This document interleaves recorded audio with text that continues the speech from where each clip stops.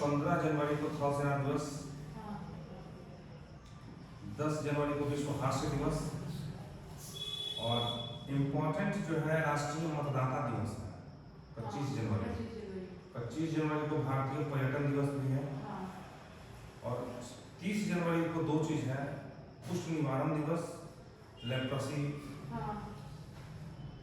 और शहीद दिवस, महात्मा गांधी की शहादत दिवस। तो आप 9 जनवरी को, 12 जनवरी को, 15 जनवरी को, 9 जनवरी आप राष्ट्रीय प्रवासी दिवस मनाते हैं, प्रवासी भारतीय दिवस। 12 जनवरी युवा दिवस मनाते हैं। 15 जनवरी को थल सेना दिवस मनाते हैं। 25 जनवरी को पर्यटन दिवस मनाते हैं, भारतीय पर्यटन दिवस और मतदाता दिवस। 30 जनवरी को राष्ट्रीय कुष्ठ दिवस मनाते हैं, कुष्ठ निवारण दिवस मनाते हैं और शहीद दिवस मनाते हैं। 28 फरवरी राष्ट्रीय विज्ञान दिवस मनाते हैं। 21 फरवरी विश्व मातृभाषा दिवस मनाते हैं। विश्व सामाजिक न्याय दिवस जो है आप मनाते हैं 20 फरवरी को, है ना। और 4 फरवरी विश्व कैंसर दिवस है। 13 फरवरी विश्व रेडियो दिवस है। ठीक, हाँ बताइए। नौसेना का मुख्यालय कहाँ है? हाँ, नई दिल्ली। अच्छा हाँ, नई दिल्ली। ये हमको कुछ उल्टा उल्टा बता दिया है। नहीं, ठीक ये है। ऐसे लिखा है। अरे ठीक है, ठीक है। वो ऐसे चलिए, उस नौसेना का दक्षिण कमान कहाँ है? दक्षिण कमांड है सर मुंबई। वेस्टर्न कमान? वेस्टर्न कमांड है सर मुंबई और दक्षिण सदर्न कमान? ईस्टर्न कमांड है सर विशाखापट्टनम। इंडियन नेवी का पूछ रहे सर? इंडियन नेवी है, इंडियन नेवी का भारतीय नौसेना का। साउथ दक्षिण कमान? याद नहीं किया सर इसका, दो का याद किया। इम्पोर्टेंट है ना, हम परीक्षा में पूछता है, परीक्षा में पूछता है, याद नहीं किया। नहीं, ये दो ही को लिखवाया, बाकी इंडियन आर्मी का लिखवाया। ये लिखवाया आपको लूसेंट नहीं हुआ? दूसरा नहीं दिया हुआ है। विविध पीछे निकाल के देखिए, सब दिया हुआ है, पीछे पलटी है विविध, उसमें नहीं दिया हुआ। बहुत कुछ इसका नहीं दिया हुआ सर लूसेंट में। हिंदी वाला है, इंग्लिश वाला है, हिंदी वाला। इसमें मेरे सब कुछ है उसमें सब कुछ है। लूसेंट मेरे पास होगा, कहीं रखा होगा, देखे नहीं है। सर सब बोल रहे हैं कि नया वाला लूसेंट में कुछ और ऐड किया, उसमें है क्या? पुराने वाले लूसेंट से हम पकड़ते हैं, हमको पुराना वाला लूसेंट पता है ना, हम तो नया वाला पढ़े नहीं। आप लोग ठीक है, आप ऐसा नहीं होगा। और आपको क्या दिए थे क्लास में? हाँ देखिए, वॉर एंड एक्सरसाइज। हाँ, वो याद किए हैं? बताइए, मालाबार किसके साथ होता है? मालाबार अभ्यास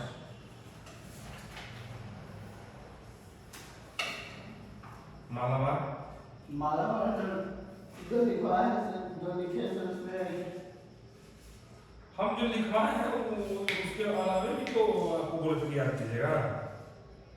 हाँ सर वही याद किए हैं। इसमें लिखा होता है संपित्री सर। युद्धाभ्यास किसके साथ होता है? युद्धाभ्यास होता है सर इंडिया और यूएस के साथ। गरुड़ सर, गरुड़ होता है इंडिया और इंडोनेशिया के साथ। इंडिया और फ्रांस के साथ। फ्रांस के? इंडिया और फ्रांस के साथ है जो, ठीक है। मित्र शक्ति मित्र होता है सर इंडिया और श्रीलंका के साथ।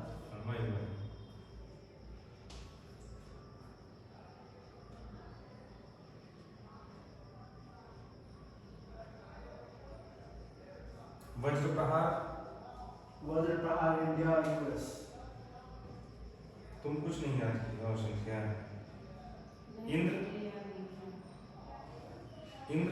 इंद्र का नहीं याद है सर। भारत और रूस।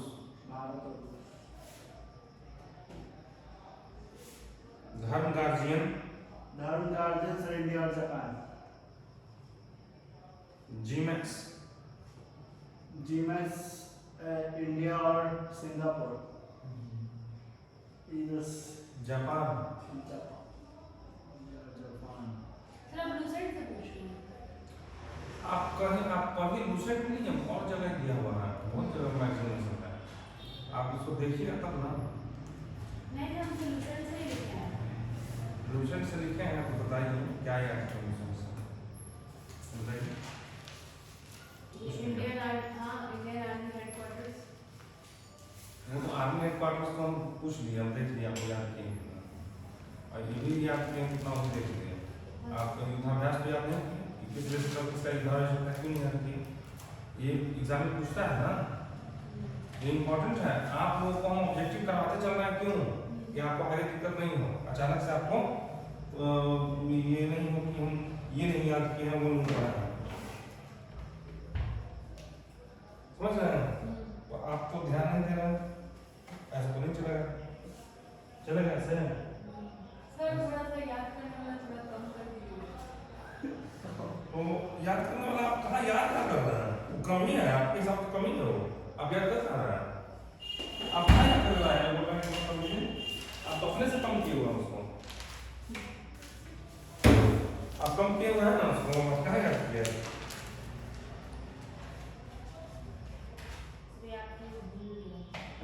लिख के नहीं याद किया ना? नहीं सर ये आज सुबह से वही कर रहे हैं। सुबह से वही कर रहे हैं, कितना तक करना है, 10-10 मिनट करना है। सुबह जैसे से कैसे याद करते हैं, 5:30 बजे उठे हैं, कैसे याद करने का ट्रिक क्या है? तो पहले याद कर लिया, उसके बाद फिर लिख अब लिया। जैसे याद कर लिए ना, 15 मिनट याद कर लिए, फिर दूसरा चीज 15 मिनट पढ़ना है, उसको दिमाग में नहीं लाना है कि मुझे याद करना है, पढ़ लेना है, फिर 15 मिनट बाद पढ़ना है, फिर 15 मिनट बाद पढ़ना है। याद एक ही चीज को आधा घंटा नहीं पढ़ना है, 1 घंटा नहीं पढ़ना है, 15 मिनट पढ़ लिए, रीडिंग लगा दिया, अच्छे से उसको रीडिंग लगा दी 5 मिनट, फिर उसको बंद कर दिए, अब उसको भर दिन लेके बैठेंगे हम, तब होगा, ऐसा होता है कहीं थोड़ा है। आपको जो है ना 15 मिनट उसको याद करना है, 15 मिनट छोड़ देना है, याद करना बहुत चीज पढ़ना है। संप्रति किसके साथ होता है? संप्रति होता है सर इंडिया और बांग्लादेश के साथ। गुड।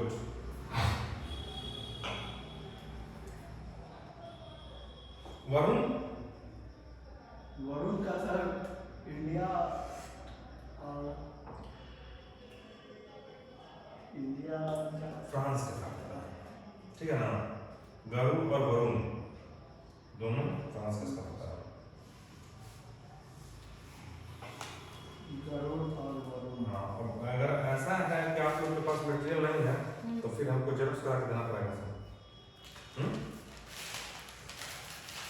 तब ना देखें, अगले सप्ताह से देखते हैं। चलिए, कोंकण किसके किसके बीच होता है, इंपॉर्टेंट है। भारत और ब्रिटेन के बीच कोंकण, नौसेना का है, आप लोग याद नहीं किए, चलिए उसको और कहीं क्या याद करने के लिए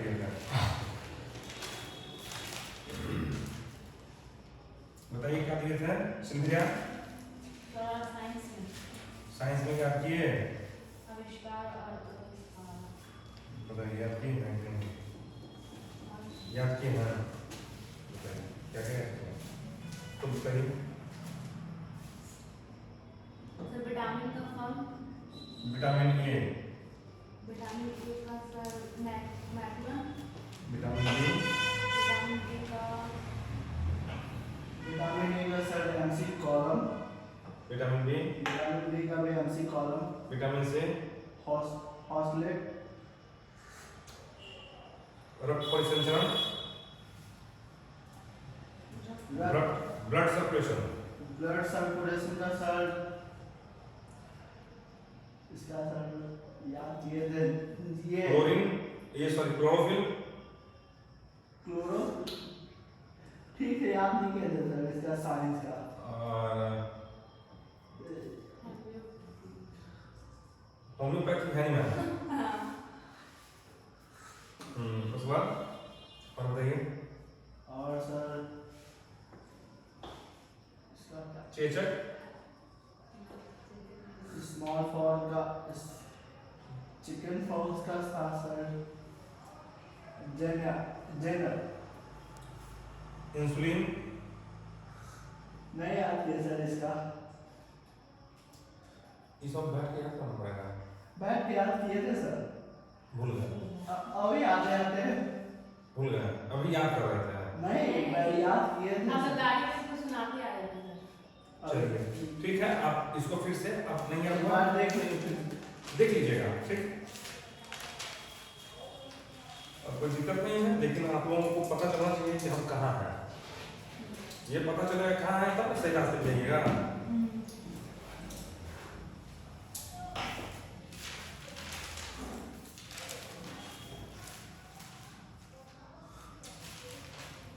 इसका साइंस और इसका मिनरल्स का बात है। चलिए बताइए, विश्व में सबसे ज्यादा सोना उत्पादक कौन है? गोल्ड। संख्या तुम बताओ बाबू। विश्व का सोना गोल्ड प्रोड्यूसर सबसे बड़ा नहीं पता है।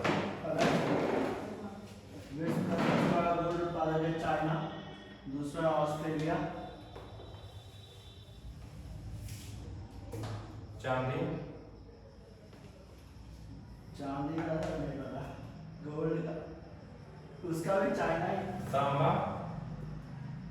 तांबा का है सर पहला ऑस्ट्रेलिया। आप लोग नहीं पढ़ रहे। चील कौन है? चील है सर। CHI chilli. चिली। नहीं पढ़ रहा है लोग। याद तो किए थे सर लेकिन कैसे नाम से चल गया। बोलिए, भारत में कौन सा राज्य सबसे ज्यादा गेहूं उत्पादन करता है?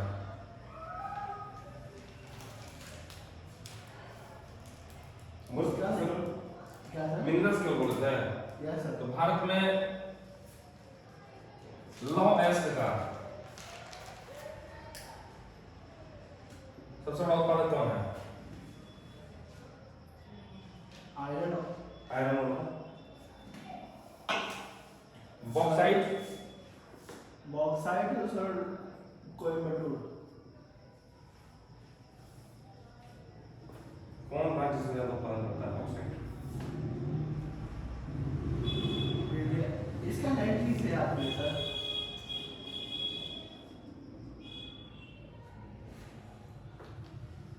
मैंगनीज नहीं याद किया। वो याद किए थे सर लेकिन भूल गए। कैसे होगा? आप फिर कर लेंगे सर। क्या? सर जब पूछते हैं वो दे देना। कहाँ से? आप पूछते हैं उसी को लेकर। ऐसे थोड़ा होगा। ये नहीं होता है। तो संख्या आप याद नहीं किए हैं। सर किए क्या हैं। क्या करते हो दिन भर तुम? आप सुबह में 5 साढ़े अभी 5 सोती हो दिन भर क्या? नहीं 5:30 बजे उठे हैं। उसके बाद नहीं यही पढ़ाई नहीं होता तो मतलब आप और क्या पढ़े हैं? मैथ को पढ़ा है नहीं आया तो आप क्या नहीं पढ़े हैं? मैथ नहीं पढ़े क्यों नहीं पढ़ा है? ये सब करें तो ये सब भी नहीं तो नहीं बहुत ज़्यादा जोर नहीं देना है। आधा घंटा पढ़ना है, 1 घंटा पढ़ना है, इस सब याद करना है और हर 10 मिनट याद करना है। 10-10 मिनट याद करना है। 10 मिनट से ज़्यादा याद नहीं करना है, ठीक है ना? 15 मिनट 10 से 15 मिनट याद करना है। 15 मिनट में 15 मिनट बाद फिर दूसरा सब्जेक्ट को पढ़ना है और फिर ब्रेक होगा बीच में तो फिर 15 मिनट इसको पढ़ना है। फिर दूसरा सब्जेक्ट पढ़ना है, जो मैथ पढ़ना है, साइंस पढ़ना है, जो पढ़ना है पढ़ना है। फिर 15 मिनट मिला तो फिर 15 मिनट इसको पढ़ लिए। तो दिन भर में 5-15 मिनट पढ़िएगा तो 75 मिनट हो जाएगा और आपको याद हो जाएगा पूरा। समझ रहे हैं? 15-15 मिनट करके इसको पढ़ना है। जो देते हैं याद करने के लिए उसको 15 मिनट के रीडिंग में लगाना है। तो एक दिन में नहीं हुआ, 2 दिन में होगा, 3 दिन में होगा ना? तो आप कल फिर इसी चीज को याद करके आइएगा सबको, ठीक है? जो दिए वो ड्यूज रह गया उसको कल जरूर याद करेंगे। और ज़्यादा देर में मैथ भी पढ़ना है, सब सब्जेक्ट पढ़ चलना है, सब जरूरी है। फिर कल आना है। कल छुट्टी मनाइए, मन करेगा भाइएगा, फोन तो कीजिएगा। ठीक है, अब बताइए आप लोग तो याद नहीं करिएगा तो कैसे चलेगा काम, बताइए। आप लोग नहीं याद कीजिएगा तो कैसे काम चलेगा।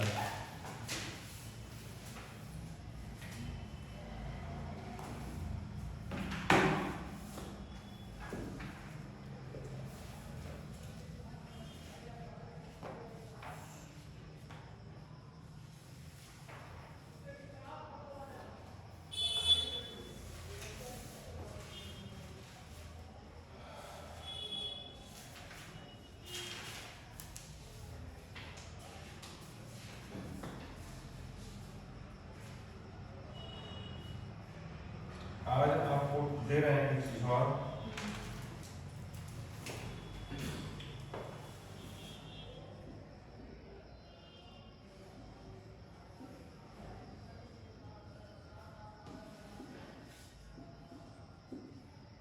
पुरस्कार और क्षेत्र, ठीक है ना। जैसे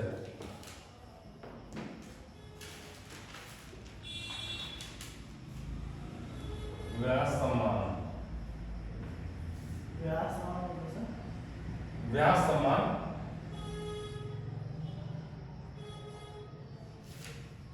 सती सम्मान,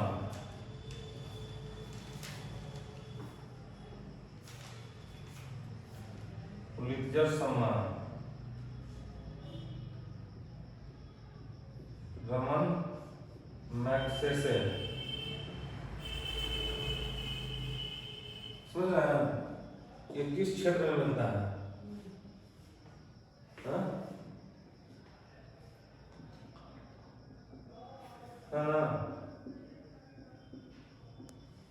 साहित्य, है ना? ये आपको सब याद होना चाहिए, कम से कम 10 ठो याद करके आइएगा। ठीक, नोट कर लीजिए। और इसमें कितनी राशि मिलती है वो भी याद कर लीजिएगा। जैसे अर्जुन अवार्ड, द्रोणाचार्य अवार्ड, है ना? समझ रहे? तो ये सब तो सर जो अभी फॉर्म भरे तो फिर पूछता होगा। नहीं पूछेगा, पूछता है तो किस क्षेत्र से कौन सा अवार्ड संबंधित है। शांति स्वरूप भटनागर पुरस्कार, है ना? गांधी शांति पुरस्कार, नोबेल पुरस्कार, ये जितने पुरस्कार हैं वो किन किन क्षेत्रों से संबंधित है और इन पुरस्कारों में कितनी राशि दी जाती है। जैसे बिहारी पुरस्कार, बिहारी सम्मान, है ना? ये सारा पुरस्कार उसका क्षेत्र है। लिख लो उसमें क्या है, याद मत करना, लिखना याद नहीं। अब याद करने का टिप्स है ना, रिवीजन। याद करने का सबसे सरल उपाय है दोहराना। आप जितनी बार दोहराइएगा उतना ज़्यादा याद होगा। अगर आप एक बार याद करेंगे 1 घंटा याद नहीं होगा, लेकिन आप 6 बार 10-10 मिनट याद करेंगे तब याद हो जाएगा। तो ज़्यादा आसान कौन है? 10-10 मिनट 6 बार याद करना। 10-10 मिनट 6 बार अगर मन से पढ़ेंगे ना, उसको ढक के एकदम मन को एकाग्र करके, मन का एकाग्र होना बहुत जरूरी है याद करने में। याद करना जो है ना स्मरण एक प्रक्रिया है, आप इसको डेवलप कीजिए। कैसे याद होगा? एकदम मन को शांत करके एक वर्ड पढ़ेंगे वहाँ पेन रख के और उसके सामने ये है 10 मिनट पढ़ेंगे और 10 मिनट के बाद फिर उसको एक बार आँख बंद करके उसको मनन करेंगे, सोचेंगे कि क्या क्या पढ़ेंगे तो फिर क्या हो जाएगा, फिर छोड़ देंगे, दूसरा चीज पढ़ेंगे जो पढ़ रहा है, फिर 10 मिनट में 2 घंटा हो गया, 1 घंटा हो गया, फिर 10 मिनट काम निकालेंगे। और बीच में जब भी मान लीजिए खाना खा रहे हैं, पानी पी रहे हैं, बैठे हुए हैं, कुछ बात कर रहे हैं, तो 5 मिनट के लिए पेन हाथ में रहेगा, पेपर रहेगा, झट से उसको पेपर पर नोट कर लेंगे, जो याद किया याद रहेगी नहीं है, हम चेक कर लिए कि भूले तो नहीं है। किसी आदमी का नाम एक बार सुनती है तो भूलती हैं, क्यों नहीं भूलती हैं? क्योंकि वहाँ पे आपका पूरा का पूरा ध्यान रहता है, हलता रहता है, तो उस बात को सुनते हैं, समझते हैं, तो याद रहता है। तो एकाग्रचित होकर पढ़िएगा, याद कीजिएगा तो ठीक है। उसके बाद आपको याद करना है विज्ञान में जो अनुसूत्र होते हैं, यौगिक और उनके अनुसूत्र, अयस्क और उनके अनुसूत्र।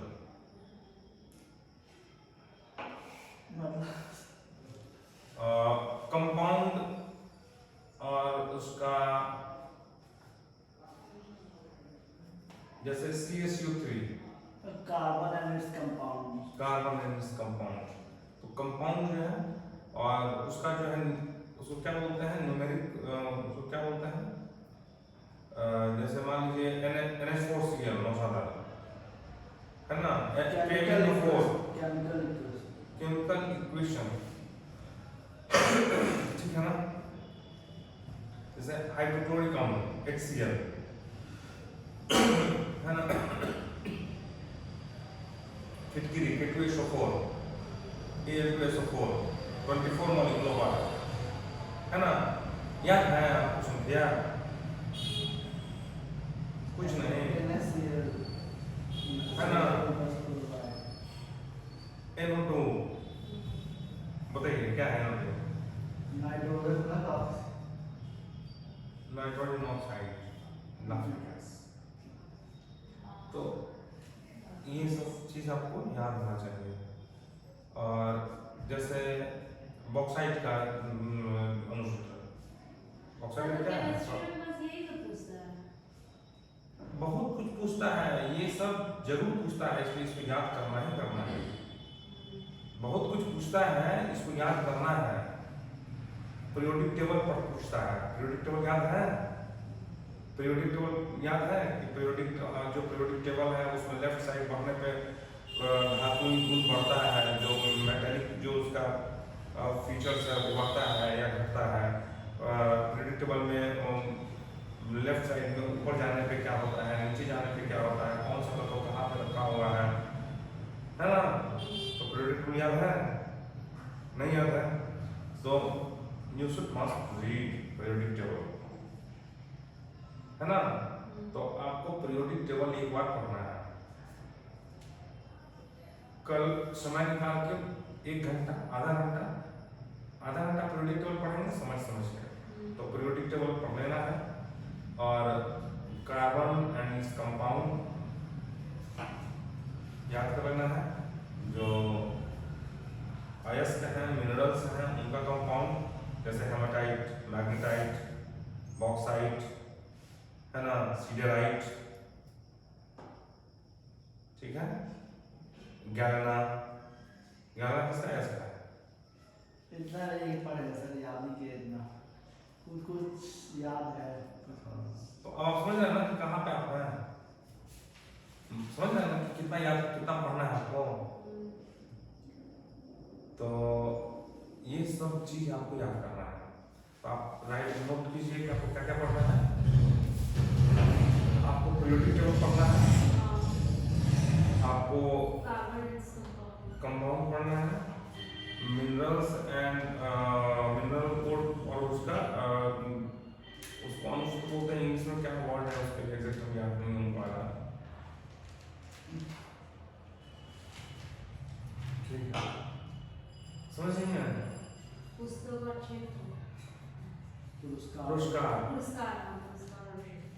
पुरस्कार और क्षेत्र अवार्ड, किस फील्ड का अवार्ड संबंधित है, हाँ, राशि पढ़ लेना है, ये सब चीज पढ़ना है।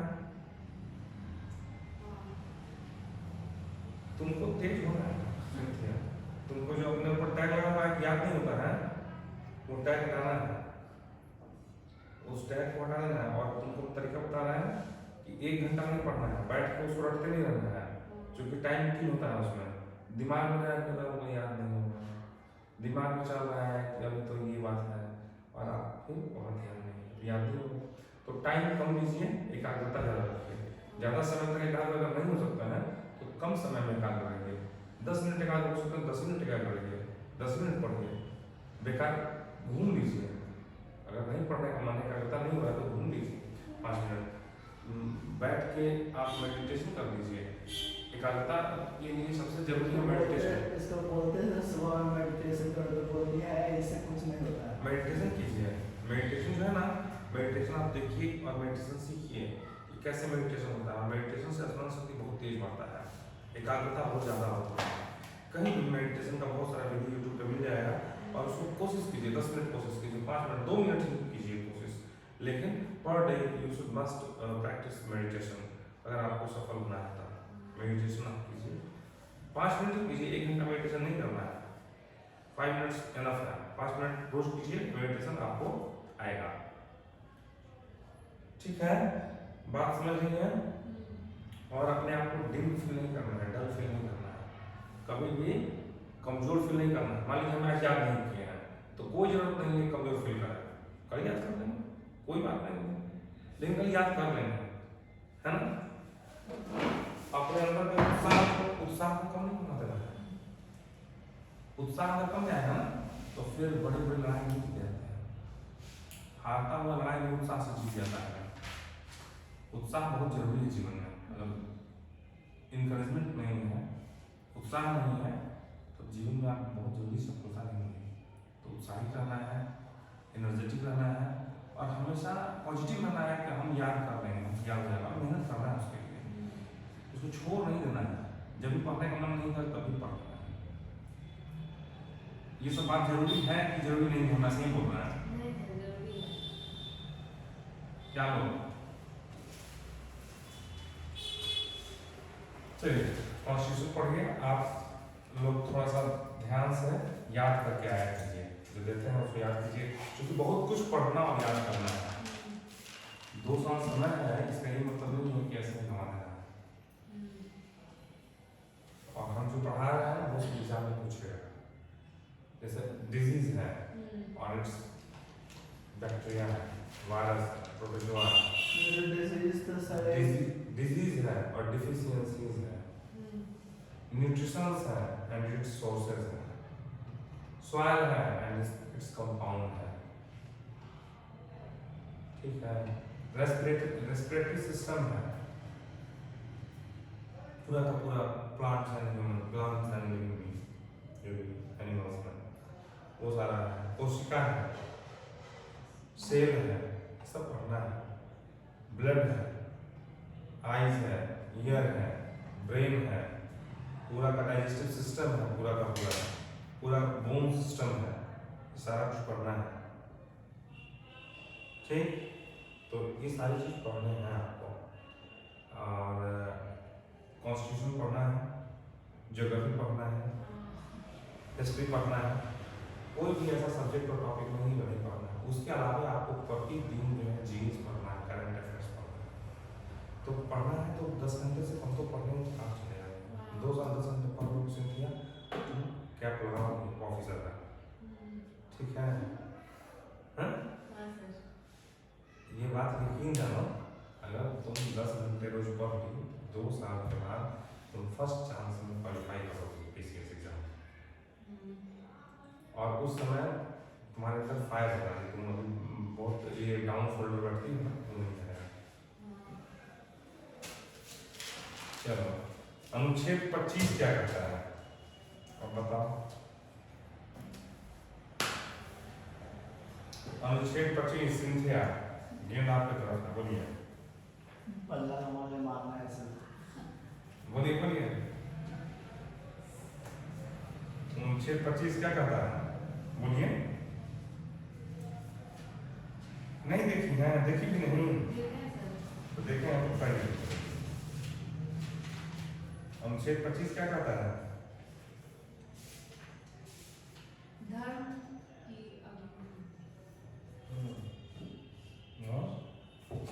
और धीरे से बताओ जी, बाबू, हेलो, बताइए। ये धर्म 25 article 25 sir. Article 25 to 28 sir religious के बारे में है। किसी को जबरदस्ती रिलीजियस राइट किसी को जबरदस्ती और धर्म परिवर्तन नहीं करवा सकते हैं। और धर्म की स्वतंत्रता का अधिकार है, ठीक है ना। अनुच्छेद 26 क्या कहता है? सिंथिया यू अनुच्छेद 26 धार्मिक कार्यों के प्रबंध की स्वतंत्रता, ठीक। अनुच्छेद 27 क्या कहता है? धार्मिक अभिवृद्धि हेतु कर देने से मुक्ति, ठीक है। कोई भी आपको ये नहीं कह सकता है कि आप फलाने रिलीजन के लिए टैक्स हमको पे कीजिए। अनुच्छेद 28 क्या कहता है कि शिक्षण संस्थाओं के बारे में है स्वतंत्रता, है ना। अनुच्छेद 29 क्या कहता है? 29 और 30 जो है संस्कृति और शिक्षा संबंधी अधिकार है। अनुच्छेद 29 क्या कहता है? अल्पसंख्यक वर्गों के हितों का संरक्षण किया गया है। और वहीं अनुच्छेद 30 जो है अल्पसंख्यक वर्गों के शिक्षण संस्थाओं की स्थापना और उसके प्रशासन का अधिकार देता है।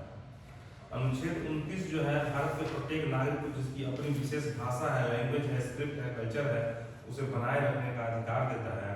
भारत के सुदूर अंचल में ऐसे अनेक जनजातीय बस्तियां हैं जिनकी अपनी विशिष्ट भाषा, संस्कृति, लिपि और रहन सहन है।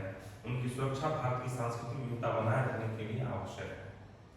अतः इसी उद्देश्य की पूर्ति के लिए अनुच्छेद 29 का प्रबंध किया गया है, जिसमें न्यायिक निर्णय के अनुसार भाषा, लिपि और संस्कृति को संरक्षित रखने का अधिकार नागरिकों के सभी वर्गों, चाहे वो अल्पसंख्यक हो या बहुसंख्यक हो, उनको प्राप्त है।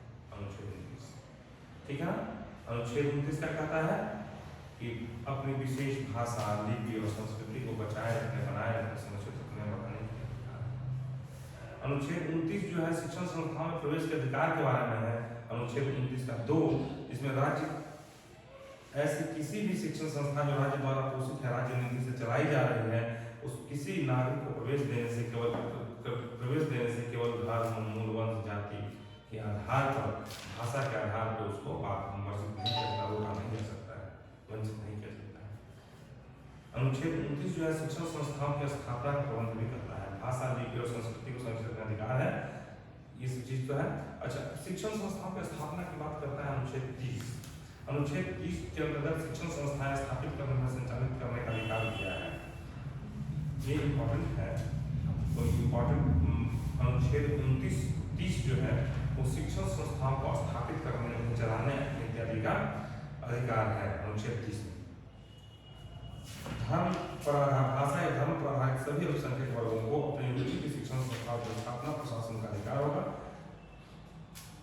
है ना। प्रबंधन करने की गठन शिक्षा के माध्यम निश्चित करने और शैक्षणिक प्रशासनिक नीति निर्धारण करने का अधिकार है। अनुच्छेद 30 का 2 राज्य द्वारा शिक्षण संस्थाओं में विभेद करने का निषेध करता है। इसके अनुसार राज्य किसी भी शिक्षण संस्था को सहायता देने में इस आधार पर भेदभाव नहीं करेगी कि वह किसी अल्पसंख्यक वर्ग के प्रबंधन में है। अनुच्छेद 30 का 1 और अनुच्छेद 29 का 2, अनुच्छेद 30 का 1 जो है अनुच्छेद 29 के 2 के अधीन है। अनुच्छेद 29 का 2 क्या कहता है? अनुच्छेद 29 का 2 कहता है शिक्षण संस्थाओं में प्रवेश जो है उससे किसी भी व्यक्ति को भाषा, लिपि, धर्म, क्षेत्र के आधार पर वंचित नहीं किया जाता है। उस तरह 30 का 1 जो है वह भी कहता है कि राज्य के द्वारा जो है किसी भी व्यक्ति को उस संस्था में प्रवेश करने से नहीं रोका जा सकता है। अनुच्छेद 31 जो है वो क्या कहता है? संपत्ति का मूल अधिकार प्रदान करता था पहले, लेकिन 44वें संशोधन 1978 द्वारा इसको निरस्त कर दिया गया, हटा दिया गया और 378 में जोड़ा गया है। 226 अनुच्छेद 226 के तहत सामान्य विधेयक विधायी शक्ति के द्वारा कानून से सुरक्षा पा सकते हैं इस अधिकार की, ठीक है ना।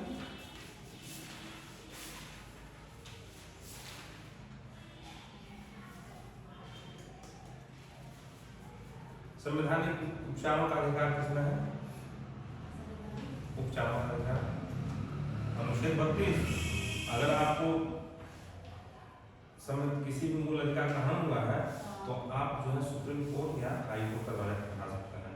और हाई कोर्ट जो है इसके लिए कितने उपकरण है हाई कोर्ट के पास? 5। कौन कौन है? बोलते पढ़ के आने के लिए कौन कौन है बताइए? अधिकार भिक्षा, हाँ परमादेश habeas corpus, है ना, परमादेश, बंदी प्रत्यक्षीकरण है ना, ये सब है। सबसे पहले है बंदी प्रत्यक्षीकरण, उसका है परमादेश, उसका है प्रतिषेध, उसका उत्प्रेषण, उसका अधिकार भिक्षा। हम बताए थे कि इसके बारे में पढ़ाएंगे। बंदी प्रत्यक्षीकरण का हैबस कॉर्पस का अर्थ है व्यक्ति को प्रस्तुत किया जाए। यह ऐसे व्यक्ति या प्राधिकारी के विरुद्ध जाता है जो किसी व्यक्ति को अवैध रूप से कैद किया है। अवैध रूप से कैद कर लिया है, बिना कानून की कैद कर लिया है, जो अनुच्छेद 21 आपको प्राण और दैनिक स्वतंत्रता का अधिकार देता है, उसके खिलाफ किसी को बंदी बना लेता है, तब जो है कोर्ट कहता है उस व्यक्ति को हाजिर किया जाए, उपस्थित किया जाए, उसी को बोलते हैं बंदी प्रत्यक्षीकरण। यह न्यायालय इसके द्वारा न्यायालय के विरुद्ध या कारावासी व्यक्ति को अपने से उपस्थित कराता है, उसके नियमों की वैधता की परीक्षा करता है, क्यों उसको बंद किया गया, बंद करने का औचित्य नहीं सिद्ध होने पे उस व्यक्ति को छोड़ दिए जाने का आदेश देता है। इस रीति जो याचिका निरुद्ध व्यक्ति की ओर से या मतलब जो बंदी व्यक्ति है उसकी ओर से या उसके वकील के द्वारा प्रस्तुत किया गया। बंदी प्रत्यक्षीकरण रीट का उद्देश्य है कि जो बंदी व्यक्ति है, अरेस्टेड आदमी है, उस वैधानिक रूप से अरेस्ट किया गया है या गैर कानूनी रूप से अरेस्ट किया गया है। इस विचार करते समय जो व्यक्ति बंदी है, अरेस्टेड व्यक्ति है, वो न्यायालय के समक्ष उसको उपस्थित होना आवश्यक नहीं है। उसका आदमी जाकर वहां पर बात कर सकता है। जब कोर्ट बुलाया कि गलत तरीके से उसे विरोध किया गया, बंद किया गया, तो उसको बोले इसको उपस्थित करो, इसको छोड़ो, ठीक है। बहुत बार नहीं इक्विटल हो जाता है। उसी तरह से दूसरा है परमादेश मैंडमस। इसका अर्थ है कि हम आदेश देते हैं, इसके तहत हम आदेश देते हैं। इसके तहत जो परमादेश के तहत न्यायालय किसी व्यक्ति, लोक प्राधिकारी, अधीनस्थ न्यायालय या सरकार या निगम को उसके विधिक, सांविधिक या लोक कर्तव्यों को करने या अवैध रूप से न करने का आदेश देता है। अतः इस रीट का प्रयोग ऐसे अधिकारी का आदेश किया जाता है जो सार्वजनिक कर्तव्यों को करने से इनकार कर देता है। किसी निजी व्यक्ति और संस्थाओं के विरुद्ध संविधात्मक दायित्वों के निर्माण हेतु यह रिट जारी नहीं किया सकता है। मतलब समझ नहीं समझ रहे हैं? आपको पढ़ना है किताब से, समझ गया है? चलिए, आप समझ नहीं समझ रहे तो हाँ कर रहे हैं, कोई बात नहीं, सीखने के लिए आता है, यहाँ सीखना है। तो जैसे परमादेश कहता है कि हम आदेश, कोई भी चीज अगर गलत तरीके से हो रहा है तो उसको होता है कि हम आदेश देते हैं कि इस काम को आप इस तरीके से करिए। अगर कोई प्राधिकारी, सरकारी कर्मचारी, सरकार का कोई प्राधिकारी, कोई डिपार्टमेंट, कोई निगम, कोई न्यायालय वो काम नहीं कर रहा है तो उसको परमादेश अधिकार का प्रयोग करते हुए उसको बोला जाता है कर सकते हो। यह जो काम यह परमादेश है वो किसी प्राइवेट व्यक्ति या फर्म के विरुद्ध नहीं किया जा सकता है। प्रतिषेध, मना करना, प्रोविजन, यह रीट वरिष्ठ न्यायालयों द्वारा अधीनस्थ न्यायालयों या अर्धसैनिक न्यायिक अधिकारियों को जारी करता है। प्रतिषेध किसके विरुद्ध जारी करता है? न्यायालय, अधीनस्थ न्यायालय, मतलब सुप्रीम कोर्ट जो है वो लोअर कोर्ट को, हाई कोर्ट और सिविल कोर्ट को करेगा। हाई कोर्ट जो है अपने नीचे वाले को करेगा। प्रतिषेध डिस्ट्रिक्ट कोर्ट को करेगा कि आप ये काम नहीं करना है, आपको ये काम करने से आपके अंदर वो अधिकारिता नहीं है, आपको ये काम नहीं करना है।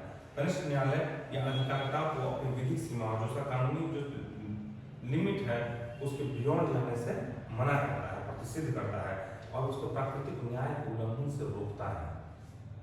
प्रतिषेध जो है वो बोलता है कोर्ट जो है अपने लोअर कोर्ट को कि आपका जो दायरा है अपने दायरे में आप काम कीजिए। यह सिर्फ न्यायिक और न्यायिक कृत्यों के विरुद्ध नहीं जारी की सकती है। ये याद रखना है कि जो प्रतिषेध है वो जुडिशियरी जो है, सब जुडिशियस और जुडिशियस दोनों अपने लोअर सब जुडिशियस और लोअर जुडिशियरी दोनों को जारी कर सकता है प्रतिषेध। और परमादेश जो है प्राइवेट आदमी के खिलाफ नहीं जारी होता है, ये सरकार किसी व्यक्ति, फर्म, प्राधिकारी के विरुद्ध जारी किया जाता है जो अपने कर्तव्यों का निर्वहन ठीक से नहीं कर रहे होते हैं। तो प्रतिषेध किसके खिलाफ जारी किया जाता है? प्रतिषेध जो है तो पूछेगा कि किसी व्यक्ति के खिलाफ जारी होगा तो नहीं सरकारी न्यायालय के खिलाफ, हाँ न्यायालय के ठीक है ना। प्रतिषेध केवल न्यायालय के खिलाफ होगा। परमादेश जो है सरकारी प्राधिकारी के खिलाफ होगा, सरकार के खिलाफ होगा, नियम के खिलाफ होगा। बंदी प्रत्यक्षीकरण जो है ये किसी भी वैसे प्राधिकारी सरकारी प्राधिकारी के खिलाफ हुआ लागू, किसी न्यायालय के खिलाफ लागू होगा कि जो किसी व्यक्ति को इलीगली बंदी बना दिया है और उसको पेश नहीं कर रहा है उसके खिलाफ। समझ गए प्रतिषेध में। उत्प्रेषण पूर्णतया सूचित कीजिए, इसका शाब्दिक अर्थ यही होता है यह रिश्त अधीनस्थ न्यायालयों और न्यायिक और न्यायिक कार्य करने वाले निकायों के विरुद्ध जारी किया जाता है। उत्प्रेषण भी न्यायिक अधीनस्थ न्यायालय या न्यायिक और न्यायिक निकायों को जारी किया जाता है। इसके द्वारा आपको उसमें बताया गया है अधीनस्थ न्यायालय को अपने समक्ष मामले को वरिष्ठ न्यायालय भेजने का अधिकार दिया जाता है। उत्प्रेषण मतलब आप ऊपर बढ़ाइए, है ना, सूचित कीजिए, लाइए मेरे पास लाइए। आप इस पे ये महत्व जो है, ये प्रश्न जो है या ये विषय जो है या ये मुकदमा जो है राष्ट्रीय हित का है या संवैधानिकता इसमें छुपी हुई है, किसी संविधान के अनुच्छेद का, संविधान के प्रावधानों का गूढ़ विरोचन इसमें सम्मिलित है, इसलिए इसको आप यहाँ दीजिए। प्रतिषेध और उत्प्रेषण, प्रतिषेध भी जो है वो न्यायिक व्यवस्था के खिलाफ है, उत्प्रेषण भी जो है अधीनस्थ न्यायालयों के विरुद्ध है। ये दोनों उत्प्रेषण और प्रतिषेध ये दोनों जो है अधीनस्थ न्यायालयों के विरुद्ध जारी की जाती है, किंतु दोनों रीतों का उद्देश्य अलग है। प्रतिषेध का है कि कार्रवाई रोकने के लिए जारी की जाती है कि साहब आप इसको मत कीजिए, और उत्प्रेषण जो है कहता है कि आप अपने यहाँ से मेरे यहाँ ट्रांसफर कर दीजिए केस को। बहुत बार गुजरात हाई कोर्ट का मामला जो है वो सुप्रीम कोर्ट चला जाता है। सुप्रीम कोर्ट जो कहता है कि नहीं आप गुजरात में सुनवाई नहीं कर सकते, मुंबई कोर्ट भेज दीजिए। पटना हाई कोर्ट का मामला जो है बोलता है कि सुप्रीम कोर्ट भेज दीजिए, चूंकि यहाँ रहेगा तो प्रभावित होगा। इस तरह की बातें हैं, ठीक है। प्रतिषेध की भांति उत्प्रेषण रिट भी कार्यपालिका, विधायिका या प्रशासनिक व्यक्तियों के विरुद्ध जारी नहीं किया सकता है। उत्प्रेषण जो है, उत्प्रेषण कार्यपालिका के खिलाफ या विधायिका के खिलाफ, कार्यपालिका मतलब ऑफिसर्स के खिलाफ, विधायिका मतलब लेजिस्लेटिव मेंबर्स के खिलाफ, है ना, लोकसभा विधानसभा के खिलाफ नहीं होता है। उत्प्रेषण और प्रतिषेध, उत्प्रेषण मतलब आप मेरे यहाँ भेज दीजिए, प्रतिषेध मतलब इस काम को आपको नहीं करना है। ये केवल न्यायिक और न्यायिक संस्थाओं को जारी किया जाता है। अधिकार की इच्छा क्यों वारंट है, इसका शाब्दिक अर्थ क्या प्राधिकार आपको बताया थे उस दिन। यह ऐसे व्यक्ति के विरुद्ध जारी की जाती है जो किसी लोक पद, पब्लिक ऑफिस में अवैध रूप से पद धारण किए हुए हैं। उससे यह पूछा जाता है कि वो किस प्राधिकार से उस पद को धारण किए हुए हैं। यदि उसका कोई उत्तर नहीं होता है तो उस पद से हटाकर घोषित किया जाता है, ठीक है। इस रीट हेतु आवेदन कोई व्यक्ति कर सकता है, उसका उस पद से हितबद्ध होना या उस पद का दावेदार होना आवश्यक नहीं होता है। कोई व्यक्ति गलती से नौकरी कर रहा है, इसी तरह से फ्रॉड में नौकरी में चला है तो सब पूछेगा ना, वही है अधिकार की इच्छा। किस हैसियत से यहाँ है साहब, निकलिए, है ना। तो इसमें ऐसा नहीं है कि मतलब उस पोस्ट पर कोई रहेगा या उससे रिलेटेड कोई आदमी रहेगा वही कर सकता है। आलोक जाके केस कर रहा है कि यहाँ का डीएम जो है वो गलत तरीके से बिना डीएम बने हुए यूपीएससी क्वालिफाई किया गया है, बना हुआ है। सर कुछ हम पहले पेपर में दिया था ना कि खेल में मेडल और डीएम बन जाओ। हाँ, वो तो वो व्यवस्था है ना सरकार का, तो कानून बनाया सरकार कानून बनाया। वो तो एग्जाम दे रहा है ना, वो सरकार जो है वो जिस खिलाड़ी को राष्ट्रीय और अंतर्राष्ट्रीय स्तर पे अगर देश की उपलब्धि बढ़ाता है, मान बढ़ाता है, तो वो अपना परिश्रम के द्वारा देश का गौरव ऊंचा किया ना, गौरव बढ़ाया ना, तो उसका भी तो योगदान है भारत में। तो उसको सरकार जो है पुरस्कार के रूप में एक पद देता है, और पुरस्कार है वो खेल पुरस्कार है। आपको एक पद दिया जाता है और आप चूंकि इतने मेहनती और लगनशील हैं तो स्वाभाविक रूप से आप इस पद पे भी आके अपना मेहनत और लगनशीलता से काम करेंगे। दूसरी बात कि विभिन्न मंत्रालयों में, विभिन्न संस्थाओं में, सरकारी नौकरियों में खेल कोटे से बहाली होती है, अपॉइंटमेंट होता है, नौकरी दी जाती है। जैसे हाँ सर पाटलिपुत्र में नीतीश कुमार आके बोले कि खेल रत्न अवार्ड ले आओ और एसडीएम और डीएसपी का पोस्ट ले जाओ। हाँ तो हम क्या बोलेंगे? वही ठीक, तो वही बात है, अखबार में भी आती है ठीक है। अब देखिए भाग 3 के अखबार, अब समझ गए ना कि कोई व्यक्ति आवेदन कर सकता है, यह एक विवेकीय उपचार है, प्रार्थी अधिकार के अनुसार दावा नहीं कर सकता है, न्यायालय तथ्य और परिस्थिति के अनुसार निर्णय करने का निर्णय ले सकता है और नहीं ले सकता है। ठीक है, अधिकार परीक्षा ये याद करनी चाहिए, ये परीक्षा में पूछता है। ठीक है, सिंथिया याद हुआ?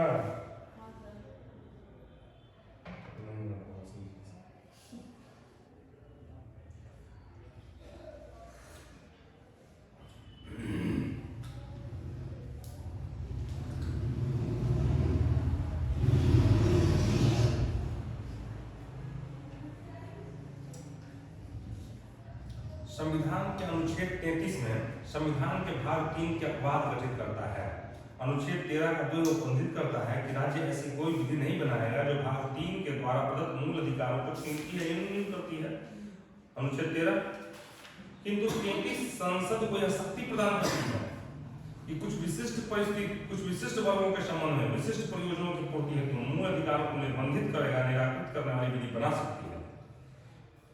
इस प्रकार अनुच्छेद 33 अनुच्छेद 13(2) के प्रभाव से बाहर है। अनुच्छेद 33 के अनुसार संसद निम्नलिखित वर्गों को उनके कर्तव्यों के उचित पालन और अनुशासन सुनिश्चित करने के प्रयोजन से विधि द्वारा यह निर्धारित करेगी, डिटरमाइन करेगी भाग 3 द्वारा प्रदत्त किसी मूल अधिकार को किस सीमा तक निर्बंधित या निष्कृत किया जा सकता है, निराकृत किया जा सकता है।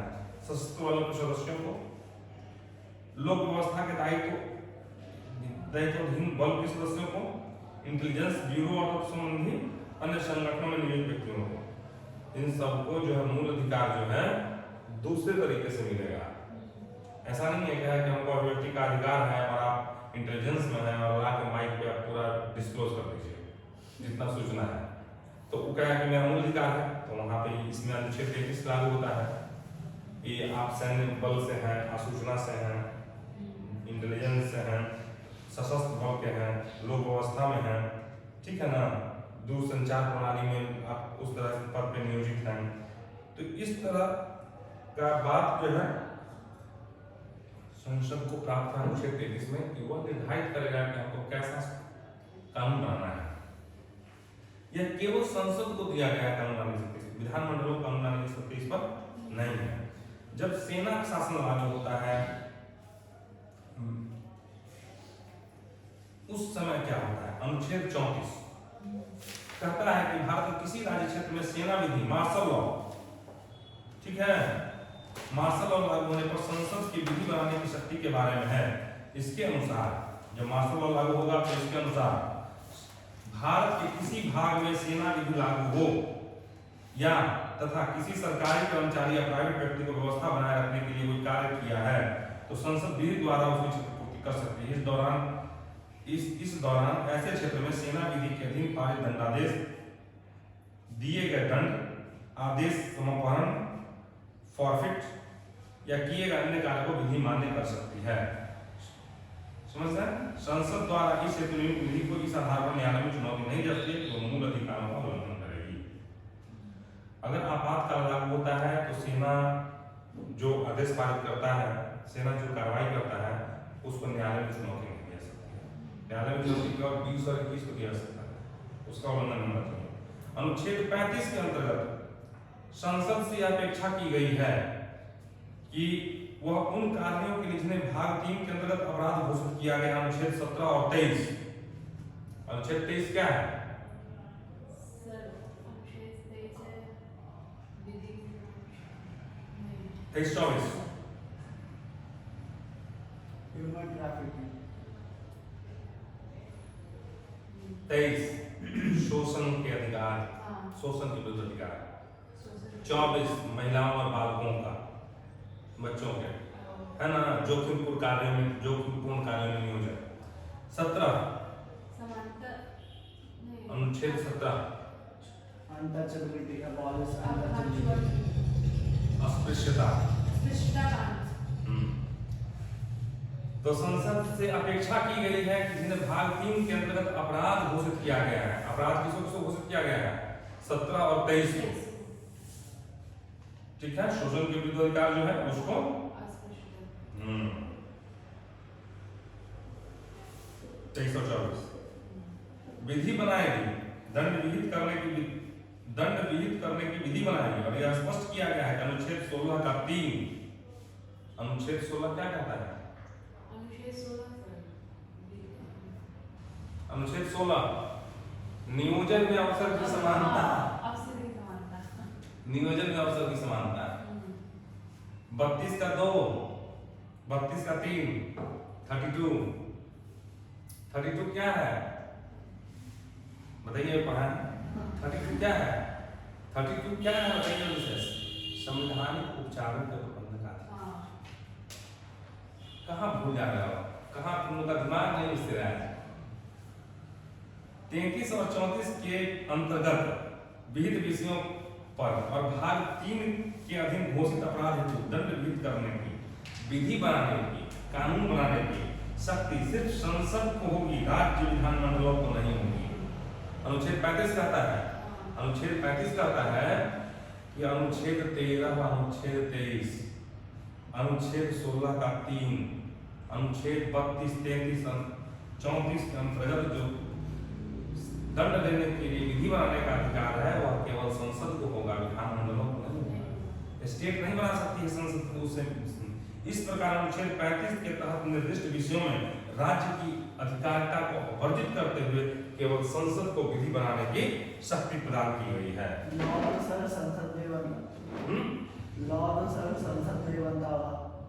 जैसे स्टेट अपने लिए लॉ बनाता है ना। अब जैसे शराबबंदी की घोषणा ये तो सेंटर ने किया है, ये तो बिहार सरकार किया है। पॉलिथीन पे पाबंदी सरकार ने किया है ना। बिजली विभाग बिजली के चोरी करने के बाद उसके लिए सजा का प्रावधान यहाँ का किया है।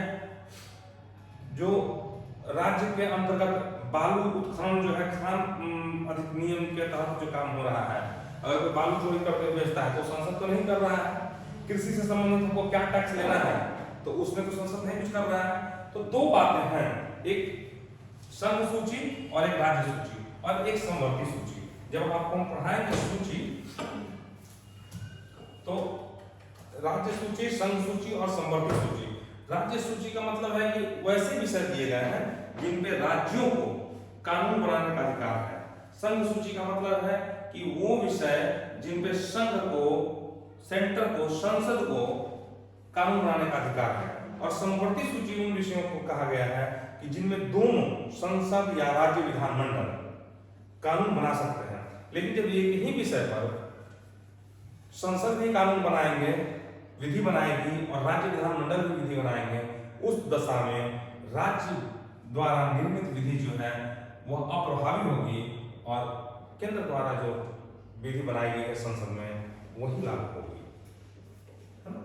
तो इस तरह से अनुच्छेद 35 जो है वो बताता है कि जिनमें दंड का प्रावधान है, मूल अधिकार के संविधान के भाग 3 के अंतर्गत अनुच्छेदों के में दंड का प्रावधान किया गया है, उससे संबंधित विधि बनाने का अधिकार केवल और केवल संसद को है, विधानमंडलों को नहीं है। उसमें अपवर्जित किया गया है विधानमंडलों को। आप समझ गए?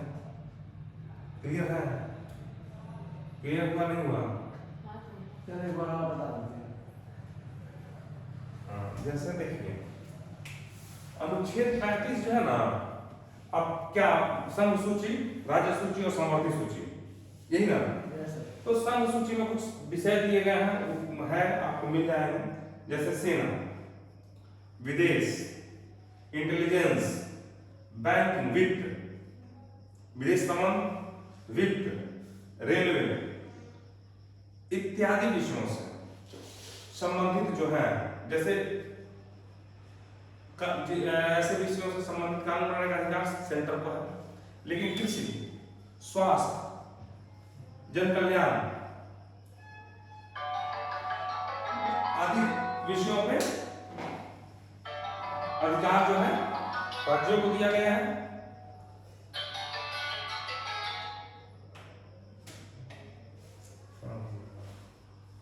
हाँ जी, हाँ जी, हाँ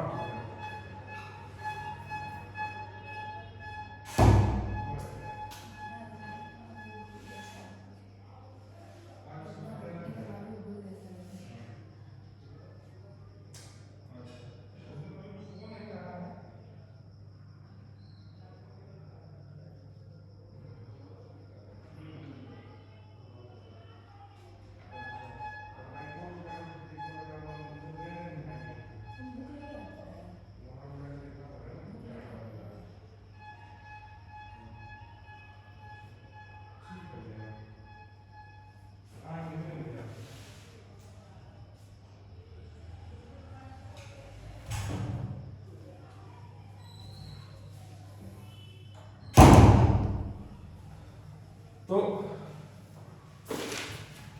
अब विदेश संबंध का राज्य तो कानून नहीं बना सकता है, बना सकता है।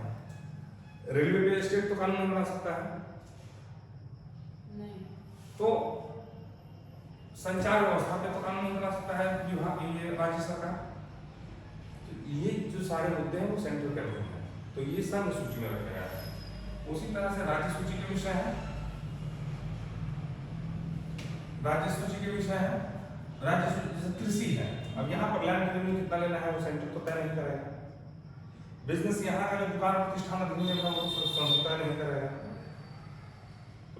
तो कुछ मुद्दे जो है, कुछ विषय जो है वो राज्य सरकार के विधानमंडलों को दिए गए हैं कानून बनाने के लिए।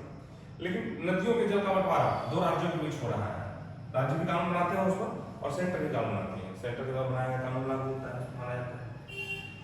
तो इस तरह से स्वास्थ्य से रिलेटेड है मुद्दे। उस तरह से आप उर्वरक हैं, कृषि है, तो आगे का ध्यान हम पढ़ें उस बारे में विस्तार से। तो ठीक उसी तरह से अनुच्छेद 35 भी जो है वो कहता है कि संविधान में दिए गए मूल अधिकार में जो प्रावधान है उससे संबंधित किसी भी विषय पर कानून बनाने की शक्ति जो है वह केवल संसद को है, राज्य विधानमंडलों को नहीं।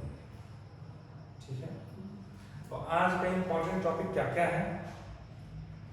अधिकार परीक्षा, परमादेश, प्रतिषेध, उत्प्रेषण, है ना। तो परमादेश पहले है ना, उसके बाद क्या है?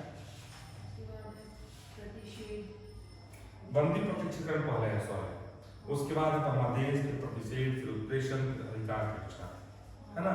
तो यूं याद रखना चाहिए, बंदी प्रत्यक्षीकरण, परमादेश, प्रतिषेध, उत्प्रेषण और अधिकार परीक्षा। सबसे लास्ट में अधिकार परीक्षा है, सबसे पहले है बंदी प्रत्यक्षीकरण, उसके बाद है परमादेश, उसके बाद है प्रतिषेध, उसका उत्प्रेषण। ठीक है, बंदी प्रत्यक्षीकरण, परमादेश, प्रतिषेध, उत्प्रेषण और सबसे लास्ट में अधिकार परीक्षा। याद हो जाएगा ना? नहीं याद होगा? कैसे याद हो जाएगा? 5वां नंबर पे क्या है?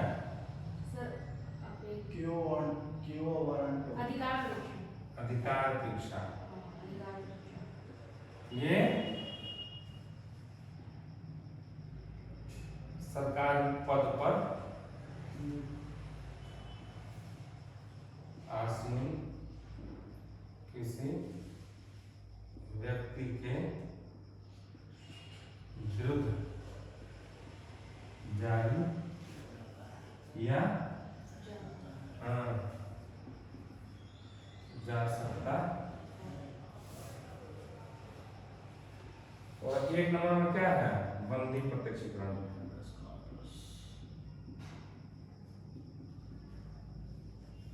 2 नंबर में क्या है? प्रतिषेध। प्रतिषेध है, परमादेश है। प्रतिषेध।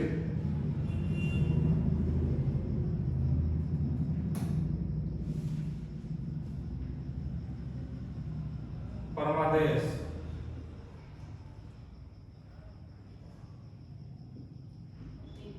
उत्प्रेषण, है ना। तो परमादेश और उत्प्रेषण दोनों अधीनस्थ न्यायालयों को, है ना।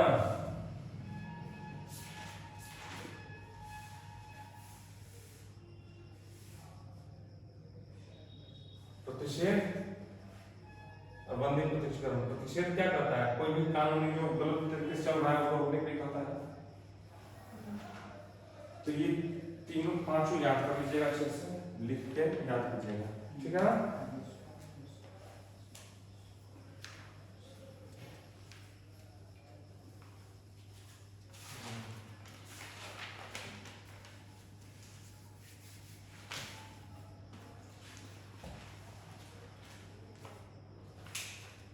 तो आज हम लोग मूल अधिकार को पूरा चैप्टर खत्म कर देंगे।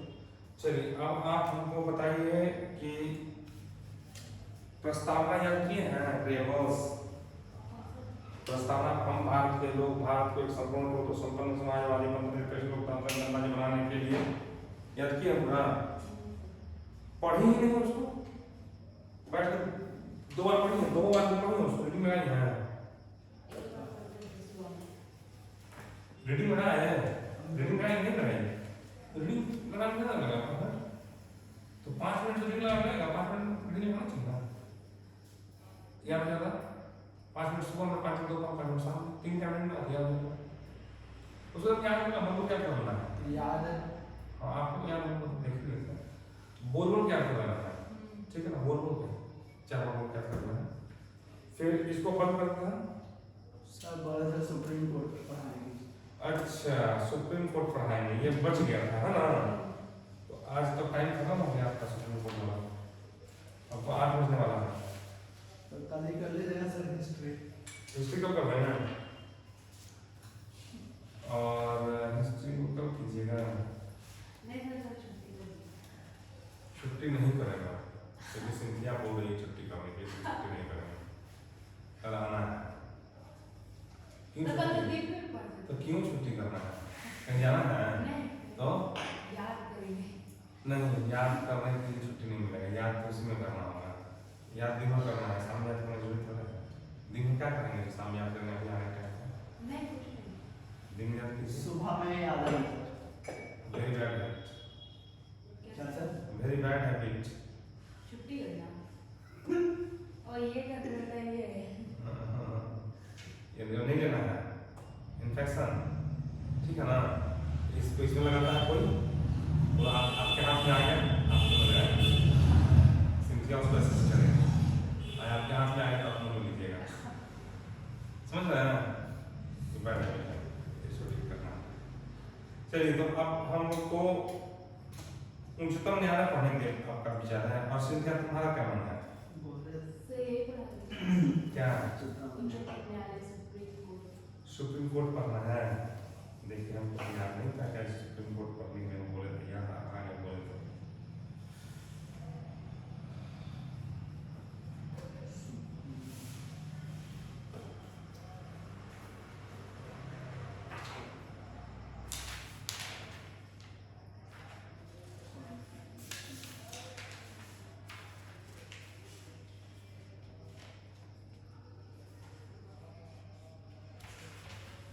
सुप्रीम कोर्ट में जजों की संख्या कितनी है 34 और अभी कितने सुप्रीम कोर्ट में जज वर्तमान में हैं 34 एक आज हो गया है कल एक का नियुक्ति हो गया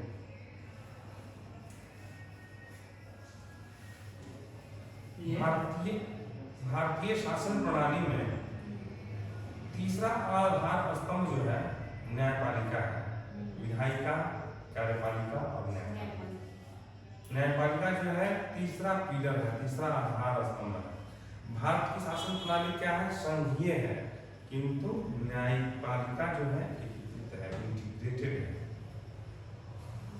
संघीय का मतलब है कि सेंटर की प्रधानता है सेंटर जो बात कहेगा वही काम होगा राज्यों के बात करने से नहीं होने वाला है सेंटर का वैल्यू वेटेज ज्यादा है किसी भी जगह पर लेकिन न्यायपालिका एकीकृत है वो सब एक साथ है पूरे देश के लिए एक सर्वोच्च न्यायालय है केंद्र और राज्यों के लिए पृथक पृथक न्यायालय है अलग अलग न्यायालय है लेकिन सिस्टम सबका वही है जिसमें भारतीय न्यायपालिका का जो मेन है वो सुप्रीम कोर्ट समझा उसके नीचे हाई कोर्ट है उसके नीचे सिविल कोर्ट है डिस्ट्रिक्ट कोर्ट है सत्र न्यायाधीश है ना सेशन जज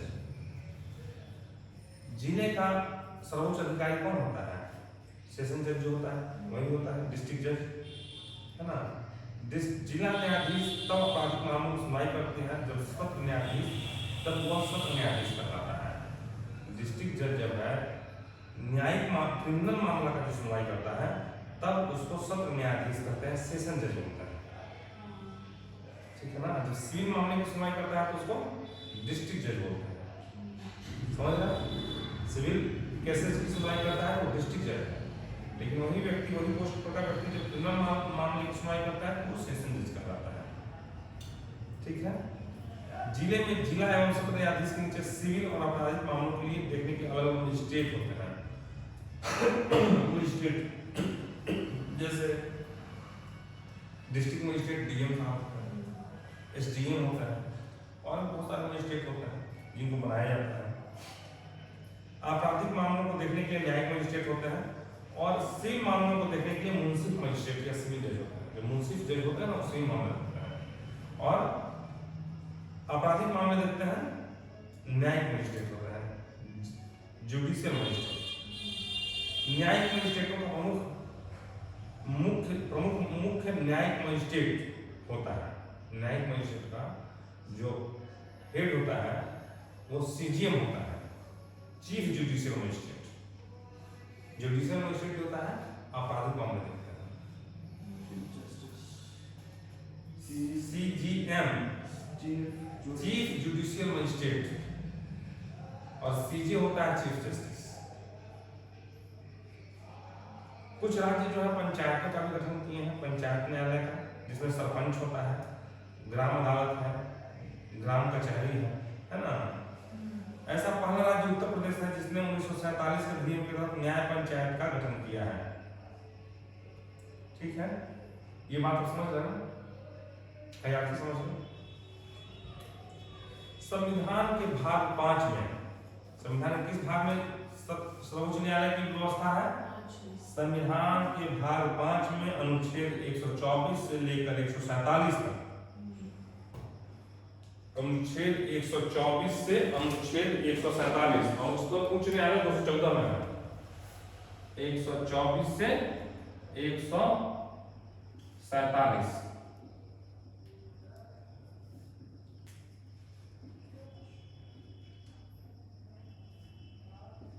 सर्वोच्च न्यायालय, और उच्च न्यायालय 214 में है।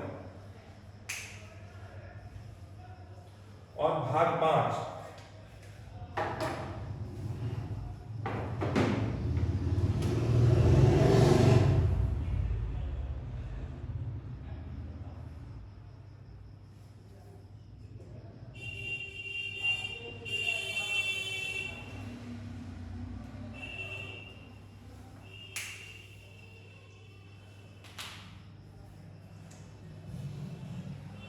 ठीक है।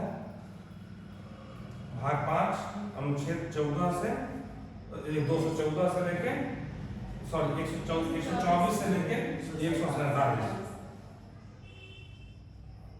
अनुच्छेद 126 के तहत कार्यकारी मुख्य न्यायाधीश, एक्टिंग चीफ जस्टिस, और अनुच्छेद 127 के तहत एडहॉक जस्टिस की नियुक्ति की जाती है।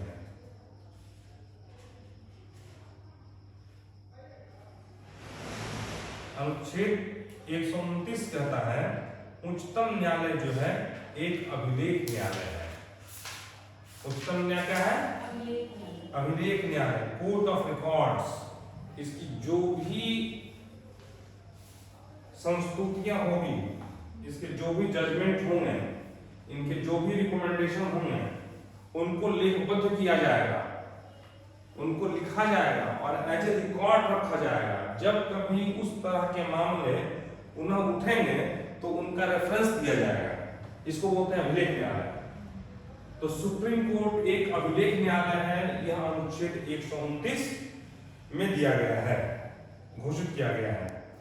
उच्चतम न्यायालय का स्थान अनुच्छेद 130 के तहत और उच्चतम न्यायालय की आरंभिक अधिकारिता अनुच्छेद 131 के तहत दी गई है।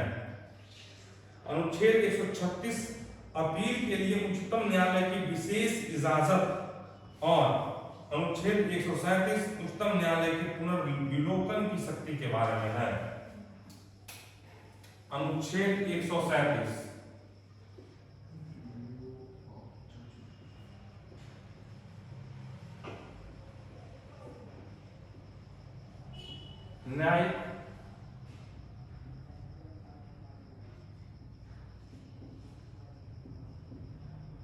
न्यायिक पुनर्विलोकन की शक्ति है।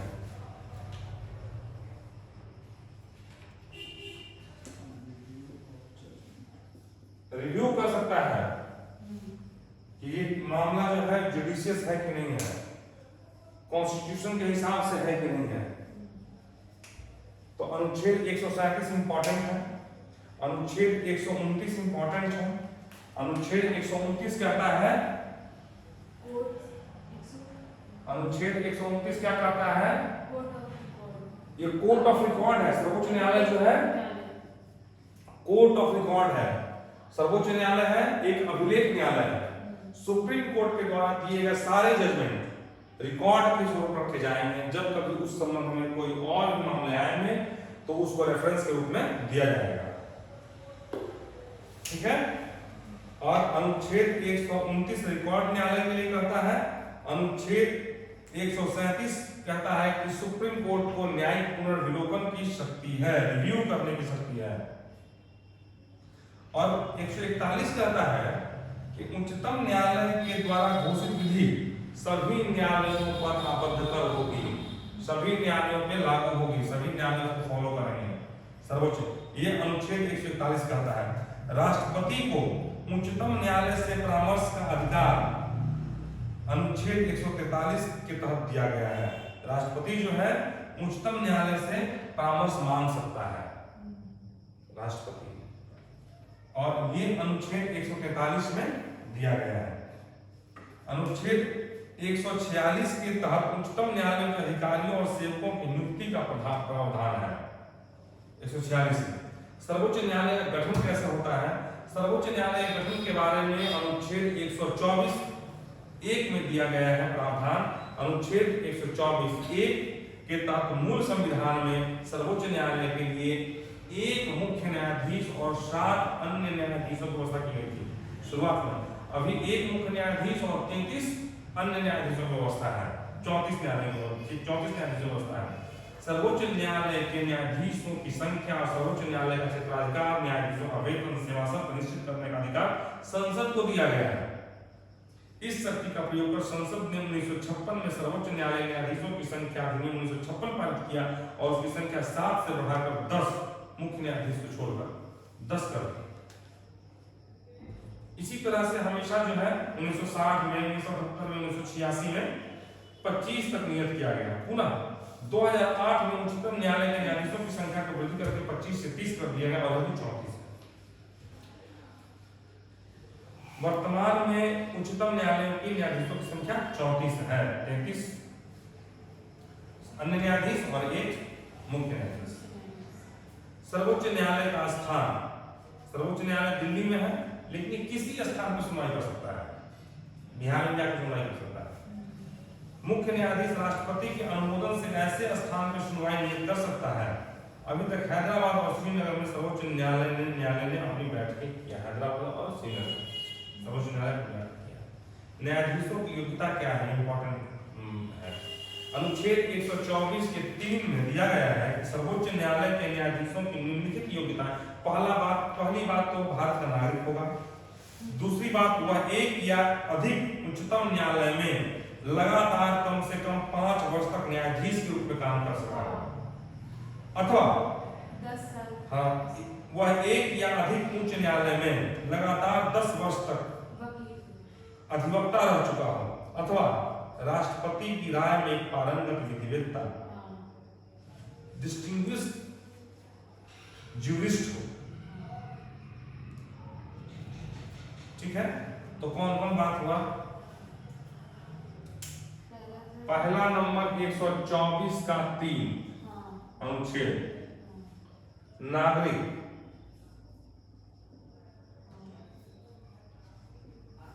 पांच वर्ष तक हाई कोर्ट में जज, 10 वर्ष तक हाई कोर्ट में, हाई कोर्ट में वकील, और ये लगातार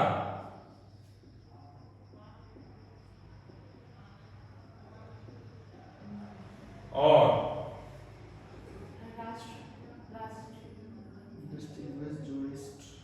राष्ट्रपति के मत में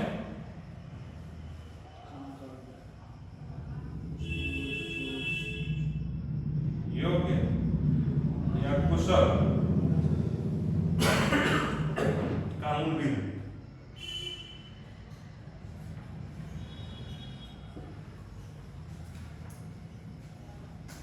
ठीक है।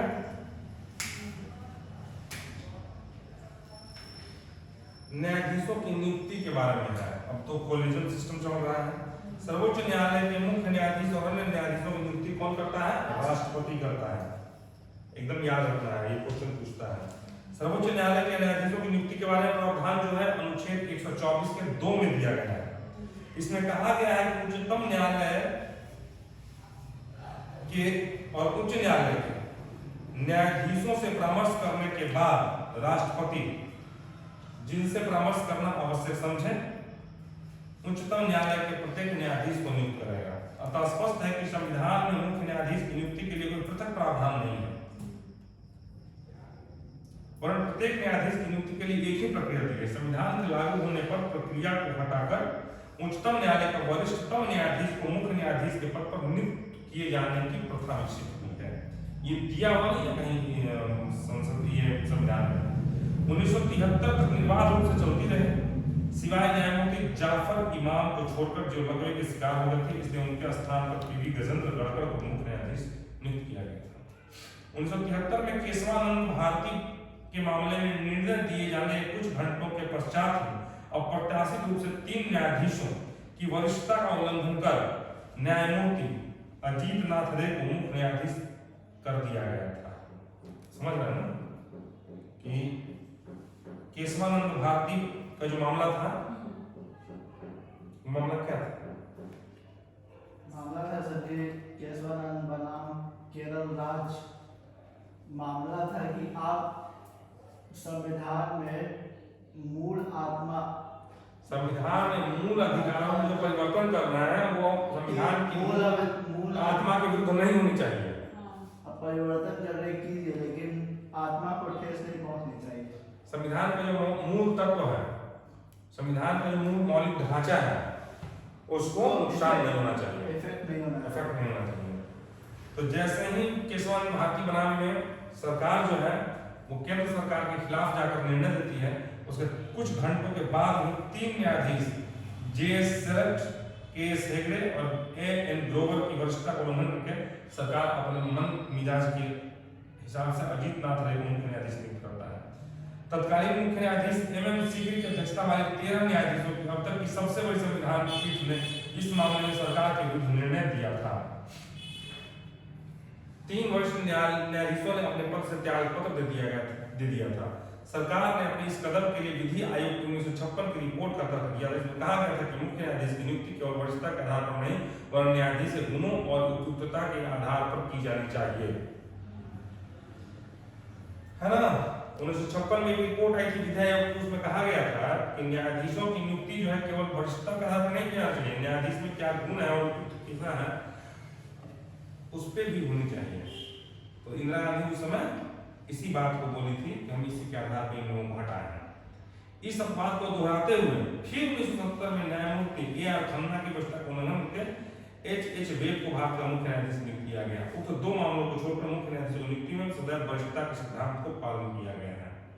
1993 में उच्चतम न्यायालय ने बहुमत से यह निर्णय दिया कि भारत में मुख्य न्यायाधीश के पद पर उच्चतम न्यायालय के वरिष्ठतम न्यायाधीश की नियुक्ति होगी। सुप्रीम कोर्ट ने 1993 में बहुमत से फैसला दिया है कि भारत के मुख्य न्यायाधीश के पद पर उच्चतम न्यायालय के वरिष्ठतम न्यायाधीश की नियुक्ति होगी। Supreme court advocate on records association नाम भारत सन 1993।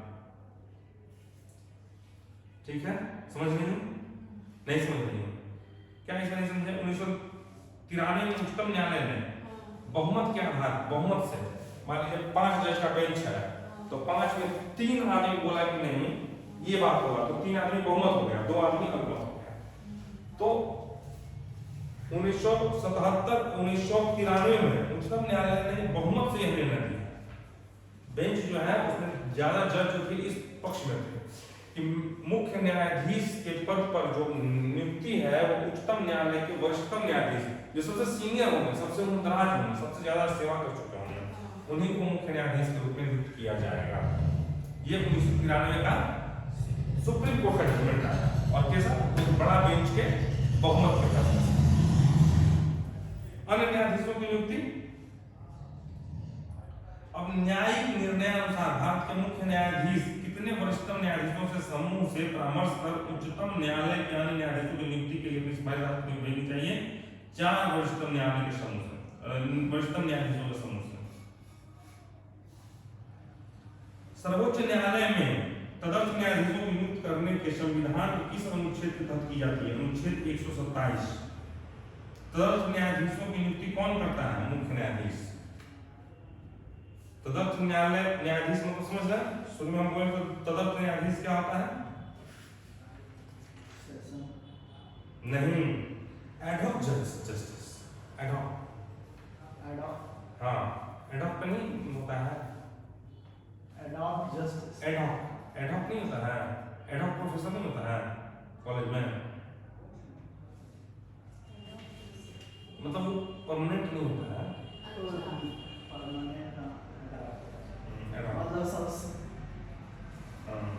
ठीक है।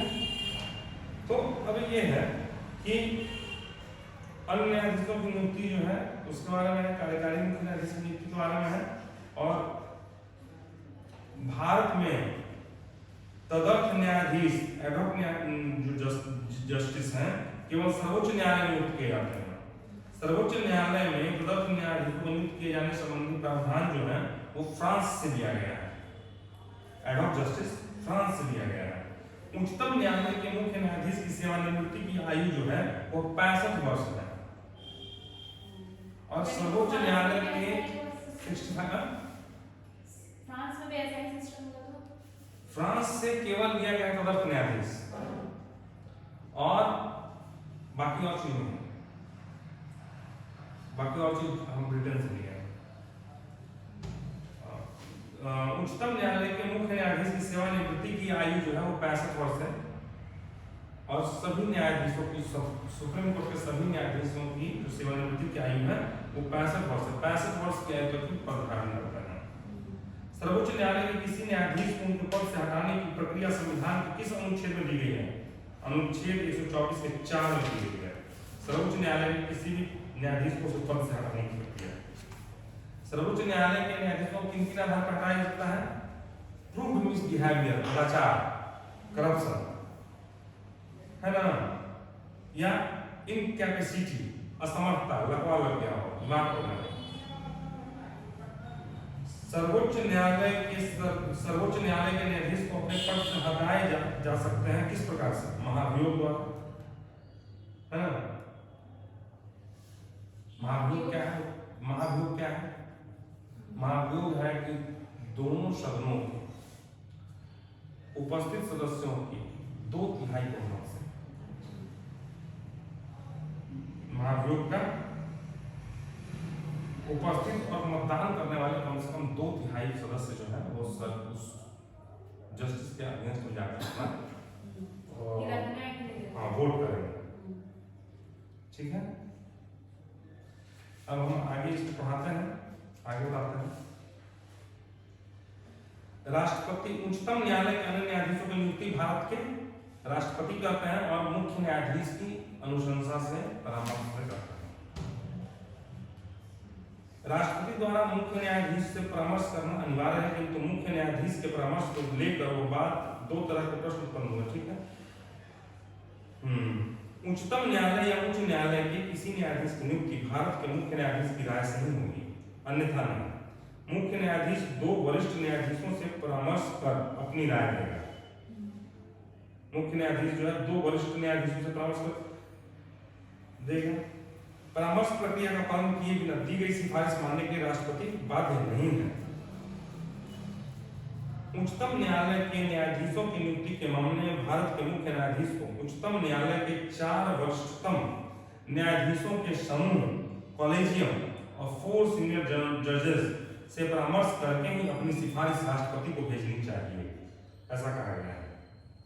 1993 के निर्णय में सिर्फ 2 वरिष्ठतम न्यायाधीशों का परामर्श आवश्यक था। वरिष्ठतम न्यायाधीश अपना परामर्श लिखित रूप में मुख्य न्यायाधीश को देंगे, लिखित रूप में देंगे। तो किसी भी अन्य न्यायाधीश की नियुक्ति के लिए सुप्रीम कोर्ट के जज जो है 4 वरिष्ठतम न्यायाधीशों के कॉलेजियम से, समूह से परामर्श करके, परामर्श से जो मिलेगा नाम उसी को नियुक्त करेंगे उसको न्यायाधीश को सुप्रीम कोर्ट का। पहले था कि 2 ही व्यक्ति से परामर्श करना है, लेकिन अब है कि 2 व्यक्ति 4 व्यक्तियों का समूह है, वो परामर्श करेंगे और परामर्श के बाद वहाँ भेजेंगे, तब राष्ट्रपति उसको न्यायाधीश के रूप में नियुक्ति करेगा। और ये जो परामर्श है वो लिखित रूप में देना होगा, मौखिक नहीं। संविधान पीठ ने यह कहा कि उच्च न्यायालयों में न्यायाधीशों की अपॉइंटमेंट के मामले में उच्चतम न्यायालय के केवल 2 वरिष्ठतम न्यायाधीशों की सलाह लेना आवश्यक है, किंतु स्थानांतरण के मामले में उच्चतम न्यायालय के 4 वरिष्ठतम न्यायाधीशों से परामर्श करना होगा। समझ रहे? ट्रांसफर में 4 उच्च न्यायालय का कोई भी हाईकोर्ट के जज की नियुक्ति करना है, हाईकोर्ट के जज की, तो हाईकोर्ट के जज की नियुक्ति करने के लिए सुप्रीम कोर्ट के 2 न्यायाधीश का जो है वो काफी है। लेकिन जब ट्रांसफर करना होगा किसी दूसरे हाई कोर्ट में, तो उसमें सुप्रीम कोर्ट के 4 जज की सहमति, परामर्श, सिफारिश जो है वो ली जानी आवश्यक है। स्थानांतरण के लिए कार्यकारी मुख्य न्यायाधीश की नियुक्ति जो है 126 के तहत सर्वोच्च न्यायालय में कार्यकारी एक्टिंग चीफ जस्टिस की नियुक्ति का प्रावधान है, जब मुख्य न्यायाधीश का पद रिक्त होता है। 126 128 124 से लेकर 147 तक है ना। राष्ट्रपति मुख्य कार्यकारी न्यायाधीश नियुक्त कर सकता है कब? जब मुख्य न्यायाधीश का पद रिक्त हो, अनुपस्थित हो या किसी कारण से अपने कर्तव्य पालन में असमर्थ हो, बीमार हो। अन्य न्यायाधीशों में से किसी एक को बनाएगा।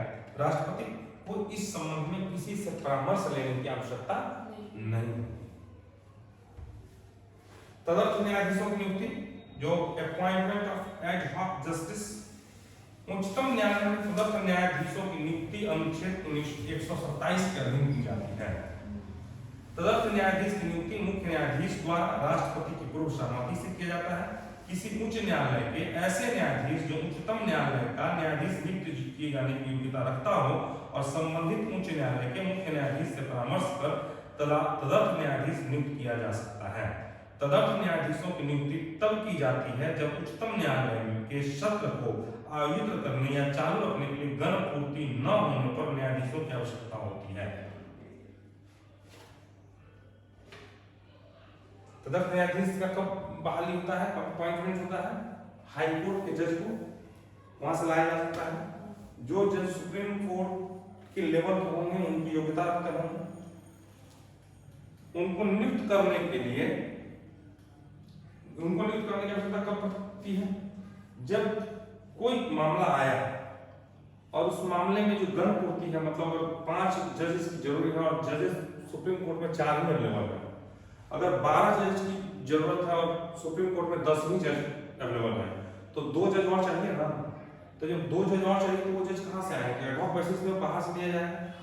तो एडहॉक बेसिस पे किसी भी हाई कोर्ट के जज को नियुक्त किया जाता है जिनमें सुप्रीम कोर्ट के जस्टिस बनने की, अपॉइंटमेंट होने की पूरी योग्यता होती है। एक्सपीरियंस, हाँ, जो भी योग्यता है, 10 वर्ष का जो एक्सपीरियंस है वकालत में, 5 साल का जो as a court justice, as a high court justice के रूप में काम करने का है, एक जो प्रख्यात विधिवेत्ता है वो होना चाहिए। ये जो है उनमें, या सीनियरिटी में काफी ऊपर होना चाहिए और जजेस से, वो होता है। ये सुप्रीम कोर्ट में तदर्थ न्यायाधीशों के बारे में प्रश्न जो है 2000 आईएएस में पूछा है, यूपीएससी में 2000 के यूपीएससी में ये क्वेश्चन पूछा है कि तदर्थ न्यायाधीशों की नियुक्ति कब आवश्यक होती है? जब उच्चतम न्यायालय के सत्र को आयोजित रखने के लिए, सत्र को चालू रखने के लिए इस आवश्यक गण पूर्ति उपलब्ध नहीं हो, उस स्थिति में सर्वोच्च न्यायालय में तदर्थ न्यायाधीशों की नियुक्ति की जाती है। और यह प्रावधान कहां से लिया गया है? बताते हैं। यह प्रावधान जो तदर्थ न्यायाधीशों की नियुक्ति के बारे में जो प्रावधान है वो किस देश के संविधान से लिया गया है? फ्रांस से लिया गया है। ठीक है, फ्रांस के संविधान से प्रेरित है। तदर्थ न्यायाधीश केवल सर्वोच्च न्यायालय में ही नियुक्त किए जाते हैं, उच्च न्यायालय में नहीं। तदर्थ ये एमपीपीसी से पूछा हुआ क्वेश्चन है।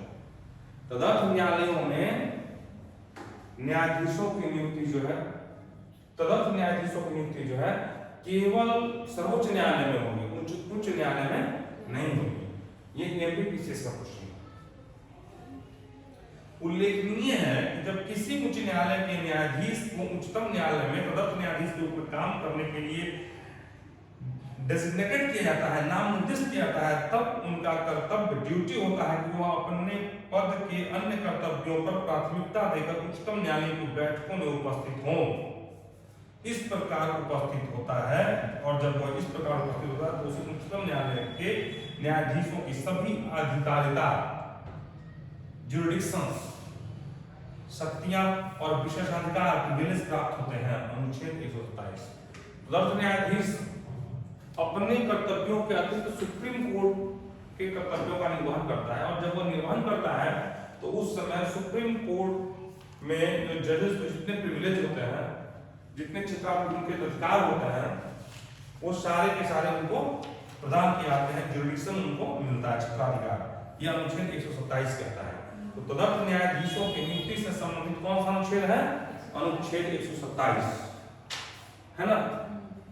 अनुच्छेद 127 जो है वह फ्रांस के संविधान से लिया गया है।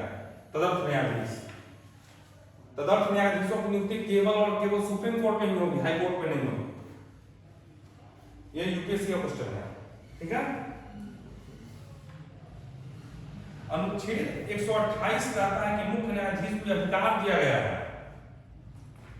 आवश्यकता पड़ने पर वह राष्ट्रपति की पूर्व स्वीकृति लेकर उच्चतम न्यायालय या उच्च न्यायालय के किसी अवकाश प्राप्त न्यायाधीश को भी उच्चतम न्यायालय के न्यायाधीश के रूप में बैठने या कार्य करने का अनुरोध कर सकता है। ऐसा न्यायाधीश कार्य करने के लिए सहमत या असहमत हो सकता है। यह भी है कि सुप्रीम कोर्ट का जो जस्टिस है वह राष्ट्रपति की अनुमति लेकर किसी भी रिटायर्ड जज को रिक्वेस्ट कर सकता है कि आप इस सेशन में, सत्र में आए, जजमेंट दें, एज ए जस्टिस काम करें। अब उच्चतम न्यायालय के न्यायाधीश की पदावधि 65 वर्ष की होती है। न्यायाधीशों को ऐसे प्राधिकारी या ऐसी रीति से अवधारित किया जाता है जो संसद विधि द्वारा प्रतिबंधित करे। अनुच्छेद 124 के 2 का क। किंतु कोई न्यायाधीश राष्ट्रपति को संबोधित अपने हस्ताक्षर सहित लेख द्वारा कभी भी त्यागपत्र दे सकता है। किसी न्यायाधीश को अनुच्छेद 124 के 4 के तहत ही उसके पद से हटाया भी जा सकता है। तो राष्ट्रपति को अपना त्यागपत्र देता है, अपना त्यागपत्र किसको देगा? राष्ट्रपति को, हस्ताक्षर वाला आवेदन।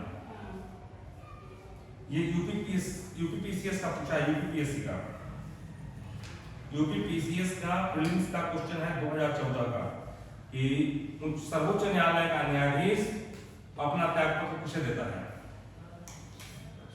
उच्चतम न्यायालय के न्यायाधीशों का हटाया जाना, उच्चतम न्यायालय के न्यायाधीशों का हटाया जाना जो है उसमें अनुच्छेद 124 के 4 के अंतर्गत दी गई प्रक्रिया का पालन होता है, जिसमें केवल 2 आधार, एक सिद्ध कदाचार, मिसकंडक्ट, मिसबिहेवियर, करप्शन, और दूसरा असमर्थता, इनकैपेसिटी।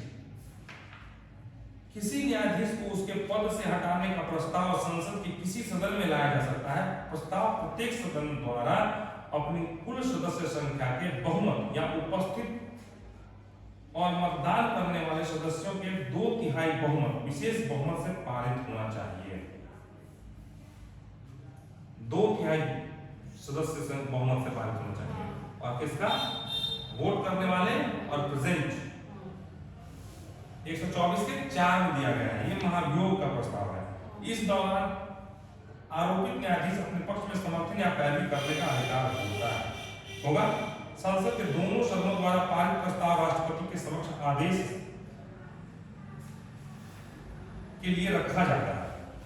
राष्ट्रपति का आदेश मिल जाने पर ऐसे न्यायाधीश को उसके पद से हटा दिया जाता है। एक बार रामास्वामी के मामले में ऐसा हुआ है, जिनका अभियोग महाभियोग चलाया गया था। रामास्वामी एकमात्र भारतीय न्यायाधीश है, करप्शन का चार्ज था। किसी न्यायाधीश को हटाने के संसद के दोनों सदनों द्वारा पारित प्रस्ताव उसी सत्र में राष्ट्रपति के समक्ष प्रस्तुत किया जाना चाहिए। एक ही सेशन होना चाहिए। शीतकालीन सत्र है, ग्रीष्मकालीन सत्र है ना, उसी एक ही सत्र में ये 124 का 4 रहता है। सर हम पर बुक में लिखा होता है कि अभी तक किसी को भी नहीं हटाया गया। हटाया नहीं गया है, महाभियोग चला है और बाद में उसको माफ कर दिया गया संसद द्वारा। रामास्वामी पे मामला चला था 1990 के आसपास था, ठीक है। ऐसे करीब इसी प्रस्ताव को संसद में रखने या न्यायाधीश की कदाचार या असमर्थता की जांच साबित करने के लिए प्रक्रिया विहित करने के लिए शक्ति संसद को ही दी गई है। अनुच्छेद 124 के 5 में संसद ने इस शक्ति का प्रयोग में न्यायाधीश जांच अधिनियम 1968 बनाया है। इसके अनुसार किसी न्यायाधीश को हटाने के लिए एक प्रस्ताव राष्ट्रपति को संबोधित कर लाया जाता है। प्रस्ताव लोकसभा में लाया जाता है कम से कम 100 सदस्य और राज्यसभा में कम से कम 50 सदस्य के द्वारा अनुमोदित होना चाहिए, हस्ताक्षरित होना चाहिए।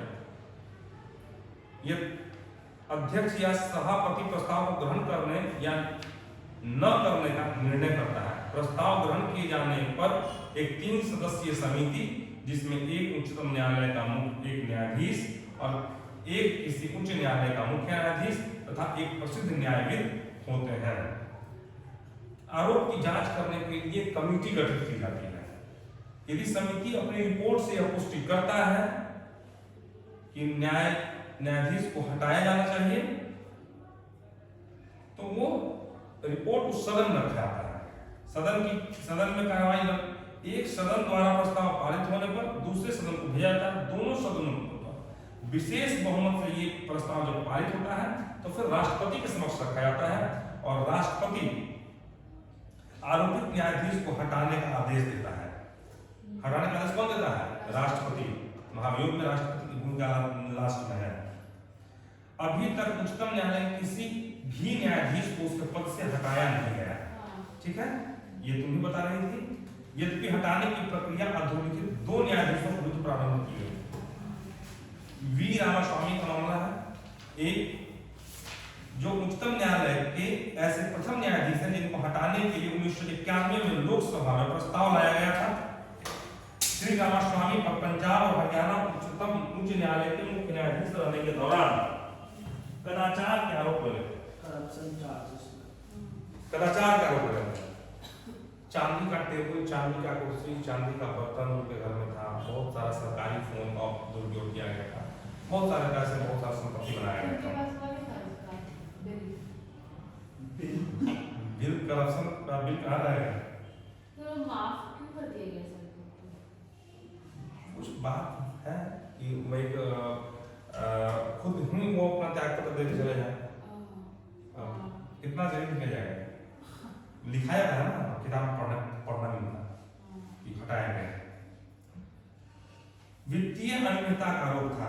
उच्चतम न्यायालय के न्यायाधीश पीवी सावंत की अध्यक्षता में वीडी देसाई और ओपी चिन्नप्पा इस समिति में थे और उन्होंने सही पाया, परंतु लोकसभा में 10 और 11 मई 1993 मतदान में सत्ताधारी कांग्रेस द्वारा भाग न लेने के कारण प्रस्ताव पारित नहीं हो सका। कांग्रेस भाग नहीं लिया था। यद्यपि प्रस्ताव के पक्ष में 176 मत पड़े, विपक्ष में एक भी मत नहीं पड़ा था।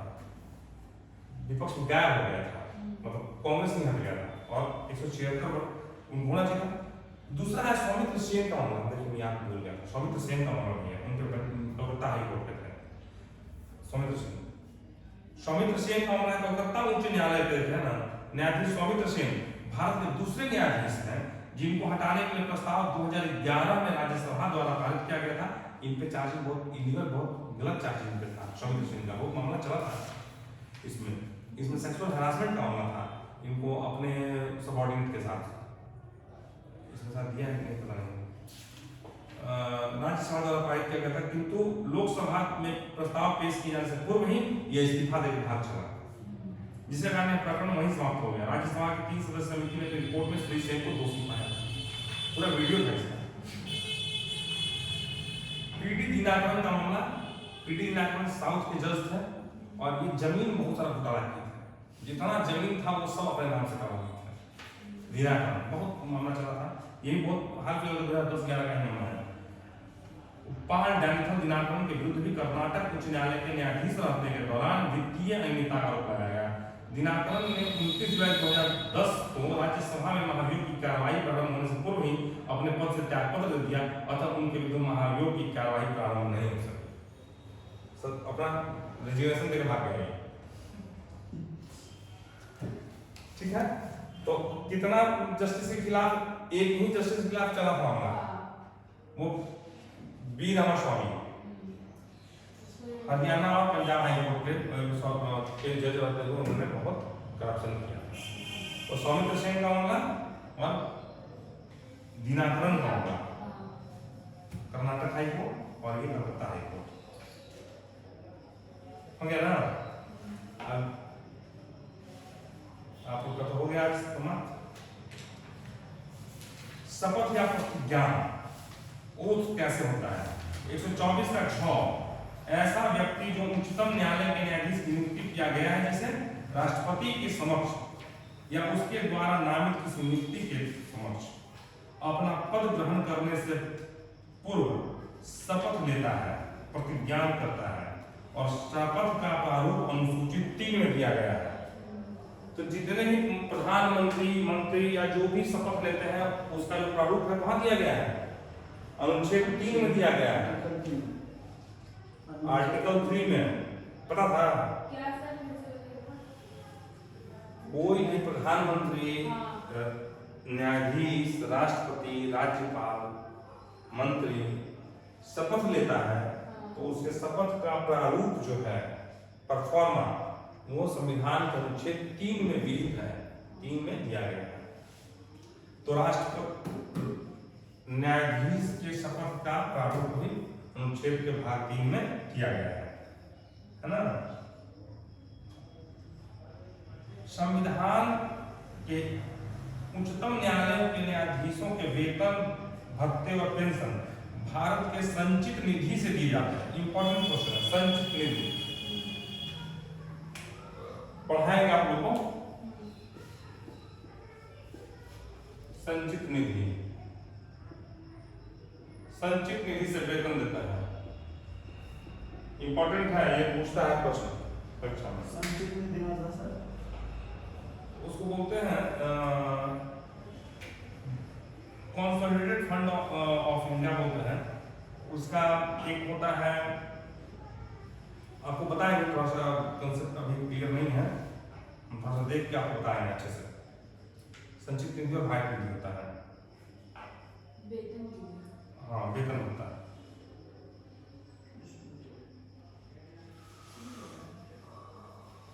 ठीक है,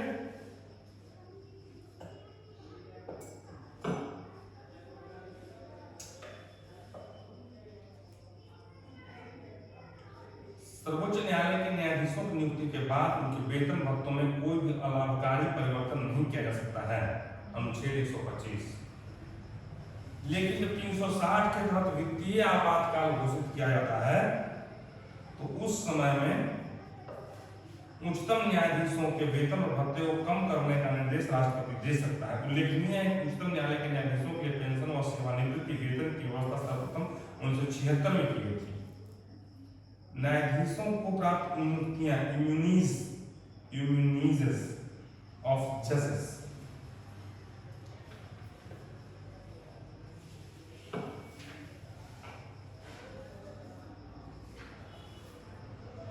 इतना आप लोग पढ़ के आइएगा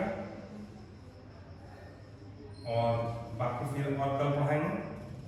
ठीक है, इसको तैयार कर लीजिएगा, बाकी कल पढ़ाएंगे, सुप्रीम कोर्ट खत्म करेंगे और फिर कुछ थोड़ा सा उच्च न्यायालय को पढ़ेंगे, पूरा का पूरा याद कर लेना है। तो पढ़ाए ना तो याद कर लेना। कल सर सुबह में कल आने दीजिए, कल शाम में अगर आइएगा तो सब शाम में आएंगे।